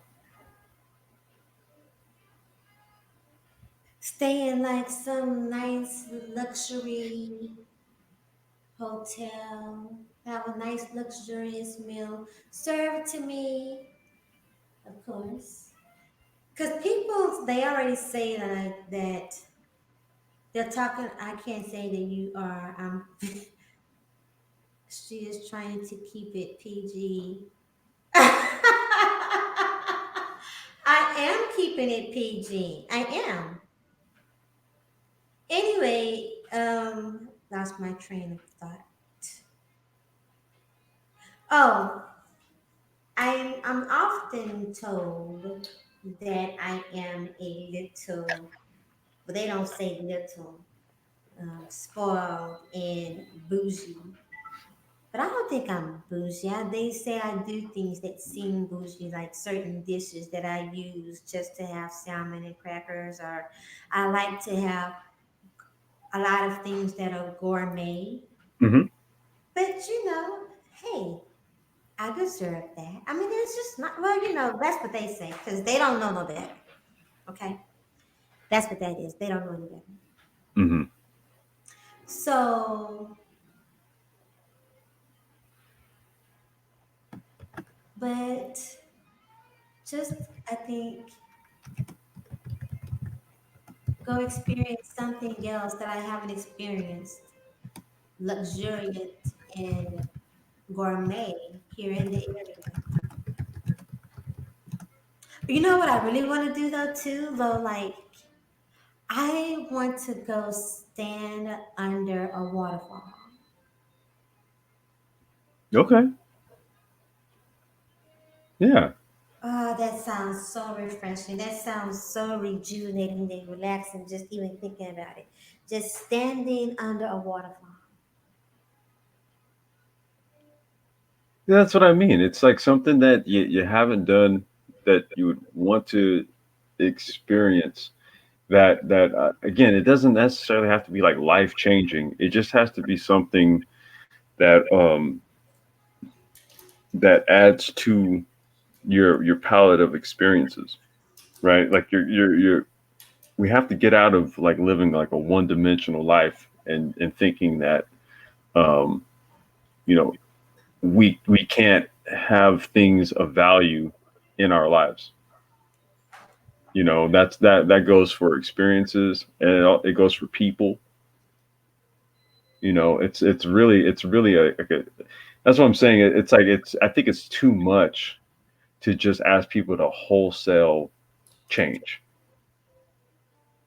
right? Just that wholesale change. But I think if we can start with doing something that has always kind of been like an interest in the back of our mind, saying, oh, well, one day, when I have the time, one day when I have the money, one day, or it sure would be nice if fill in the blank.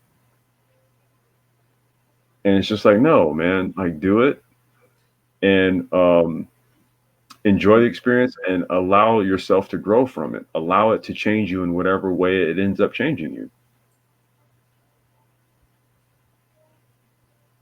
You know, that's why I didn't want to get too deep into the whole octopus thing.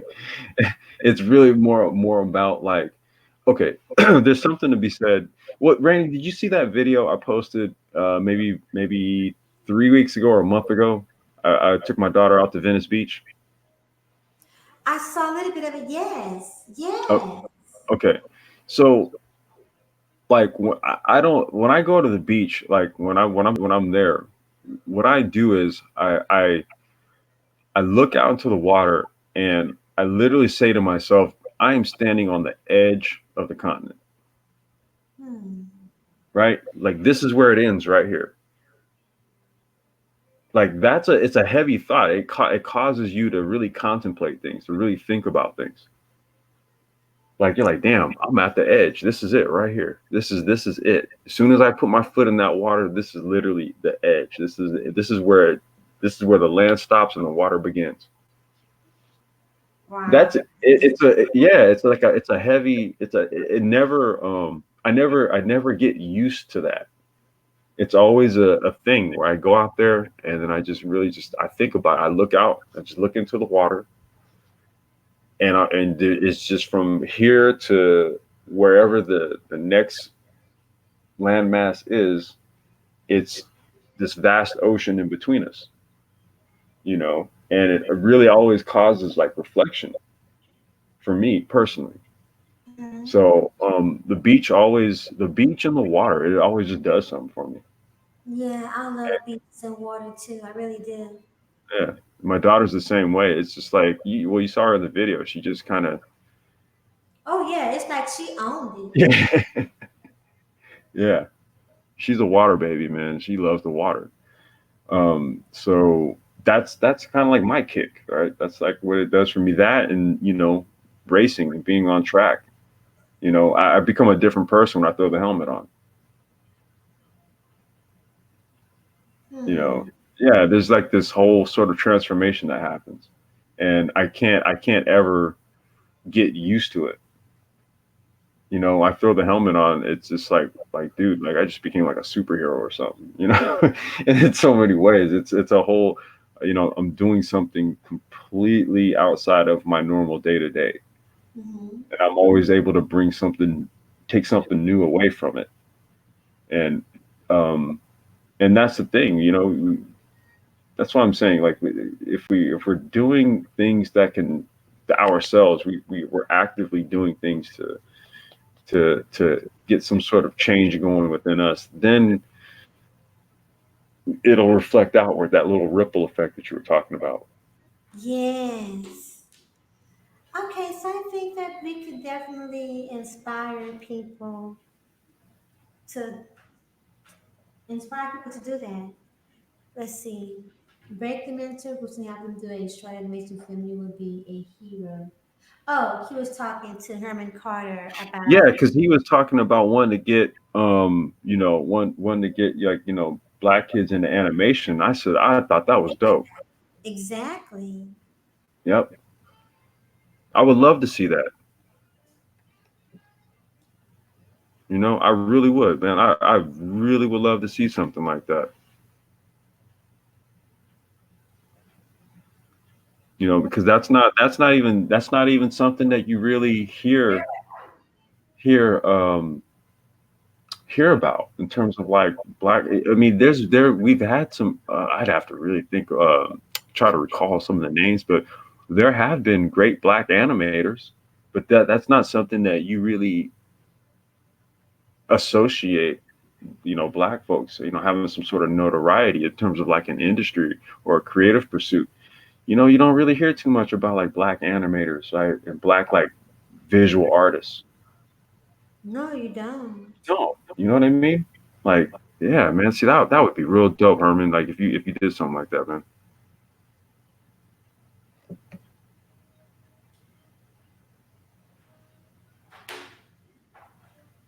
But So that's the kind of stuff that'll create like a different version of us as a people. Like when we start really delving into um, what it is that we can create that will like beautify our surroundings or give us new visions.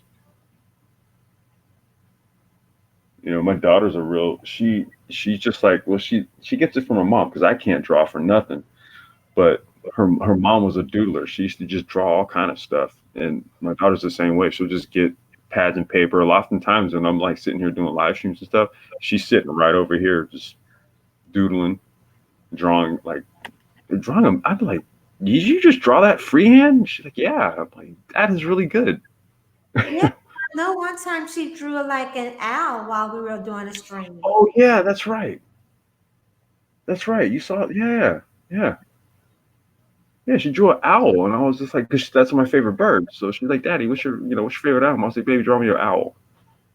And she drew an owl. An owl is your favorite bird? Yeah, that's my favorite bird. Yeah, Why? they're wise, and it's the only bird that has both of its eyes in the front of its face. It's All other, a all bird. other birds, yeah, all other birds, like their eyes are like on the sides of their heads. Owls, their eyes are in the front, so they have like anthropomorphic face, like their faces resemble human faces. Never thought about that. Oh man, yeah, owls are it's a unique bird. Yeah, they have like they're like cats but with wings. Yeah, I'm a cat person, so Are you? yeah, I love cats. Why? Oh, this is interesting. I Hmm. didn't know that you love cats. Yeah, oh, I love cats. Yeah, I mean I like dogs too, but I love cats.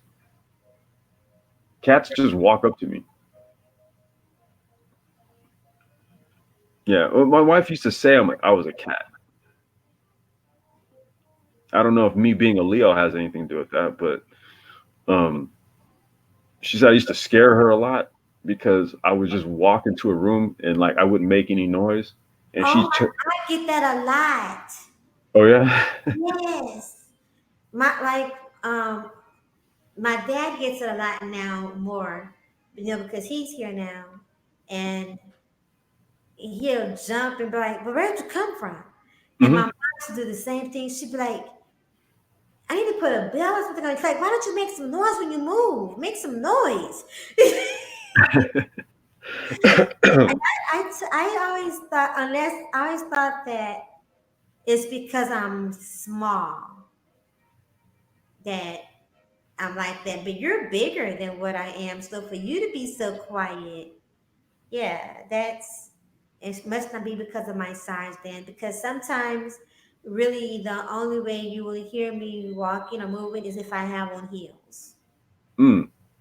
But well, what it means is just you have nimble you have nimble feet, so your feet don't make a lot of noise when you walk.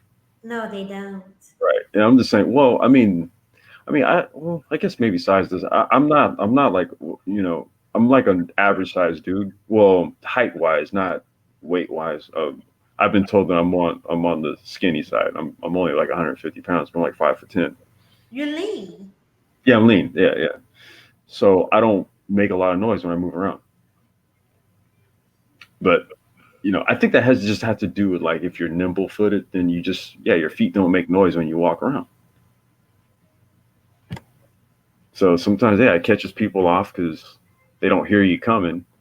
Next thing you know, you're standing right behind them, or like I would go into the kitchen and she had no idea I'd be in there, and I just say something and she just jumped. I'm like, what the hell? What's wrong? She's like, well, can you say something? I just did. My parents are the same way, and other people say the same thing. Like why do you move so light? And what would get my mom is that she'd be like, I just saw you on another side of the house. How did you get over here so fast? Really, like I walked. Yeah, exactly. Exactly. Like I didn't think it was that fast. I mean, I think it was just a normal pace. I mean, that's but complex. I am getting sleepy. No, you're all good. Yeah, you're all good. I mean, because I'm on the West Coast, so it's the time's a little bit different over here. Yes, is it going on 12 o'clock there? Yeah, but I napped. I napped a little while ago, so I'm gonna be up for a while. Excuse me. Hey, you want to run this stream without me? No, that I've had you do that before. I think when I fell asleep. I mean, no, that's not what I meant to say. I meant to say when I became unavailable suddenly. Yeah, that's it. Yeah, yeah. No, no, no, no. You had it right the first time you fell asleep. No, I became unavailable suddenly. Well, yeah, that had to do with the fact that you completely knocked out. But it's okay. No, that had to do with the fact that I had something to do that made me unavailable immediately. All right. Yeah. Well, if that reason is satisfactory. Yes.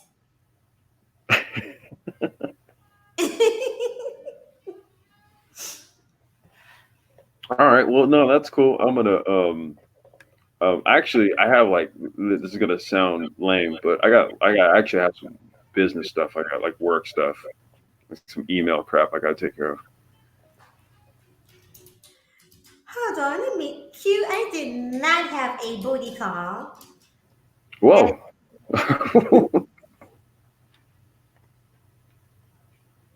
no, Herman, that did not happen. That is not the story that we're telling.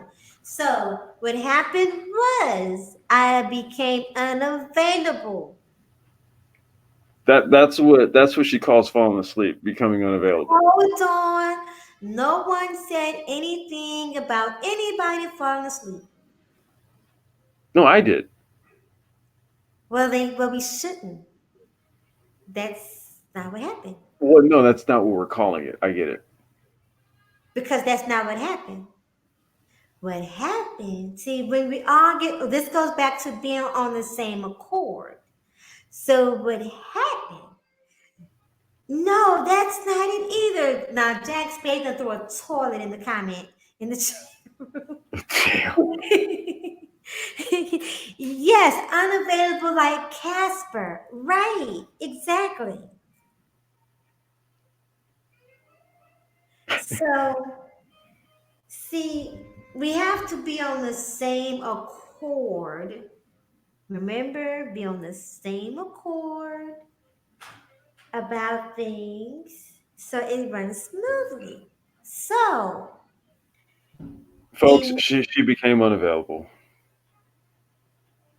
yeah, see, that wasn't hard. It was kind of hard, but it wasn't really hard. Well, I mean, because at the end of the day, we have to draw our conclusions as to what exactly that means. But for the sake of conversation, she became unavailable. Yeah,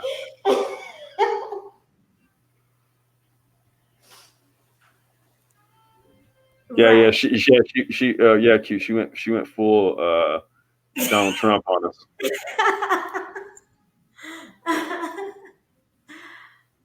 Well, yeah. Well, it's okay. I know you're about to become unavailable again. So, Yes. wait, Rosie, like business stuff. Why you put it in quotes? Like, yeah, literally business stuff. Like literally. I'm not saying I'm becoming unavailable. I put that in air quotes too.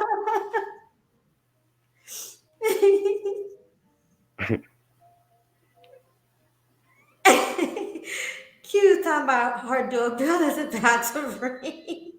Oh my goodness. Okay, so yes, Jack's Bay. Thank you. I want to thank everyone for coming through for this stream and for this healthy dialogue. That's, we haven't done this in a while, and we will be doing more of these, and also opening the panel up for other people to come on board as well in some of these conversations. And I hope that you all were inspired and encouraged as well as entertained, and the thoughts that have been provoked. Let us just try to be women. Let us try to be mindful of the atmosphere that we set around us for others to enjoy our presence and or feel like we are approachable. Same thing for the men, just kind of I don't know, find your best place. Your the thing that your best place or your best way of being comforted or being at ease at the thought of approaching someone. So with that being said, complex design, thank you again so much for this. Absolutely. Yeah. Thank you for having me. Absolutely. Everyone in the chat, Rosie Race, Q, Herman, Accomplice, Moshe, Cortez, Nuruddin, Chaos Rain, and those catching the replay, I want to thank you. Trolls, I want to thank you. Haters, we want to thank you. Thumb downers, we want to thank you. But most What? Why? importantly, Wait. What? Real quick. What the hell? What? Did, what was deserving of the? You know what? huh? Oh, just leave it alone. Well, you just noticed you have a wrench cue. You've been having that wrench now for about 20 minutes. Oh, you're not gonna get me a ring now since you have a wrench. Yes, we got 7 thumbs down, but but we have 16 likes. Unbelievable. But all things considering, I do believe that it's possible I'm getting some of these because of the stream that I did earlier. So Well, Rosie Ray said, and I know, we got to cut this short. Rosie Ray said an open panel would be so much fun. So yeah, maybe for the next time. yes, we'll do it.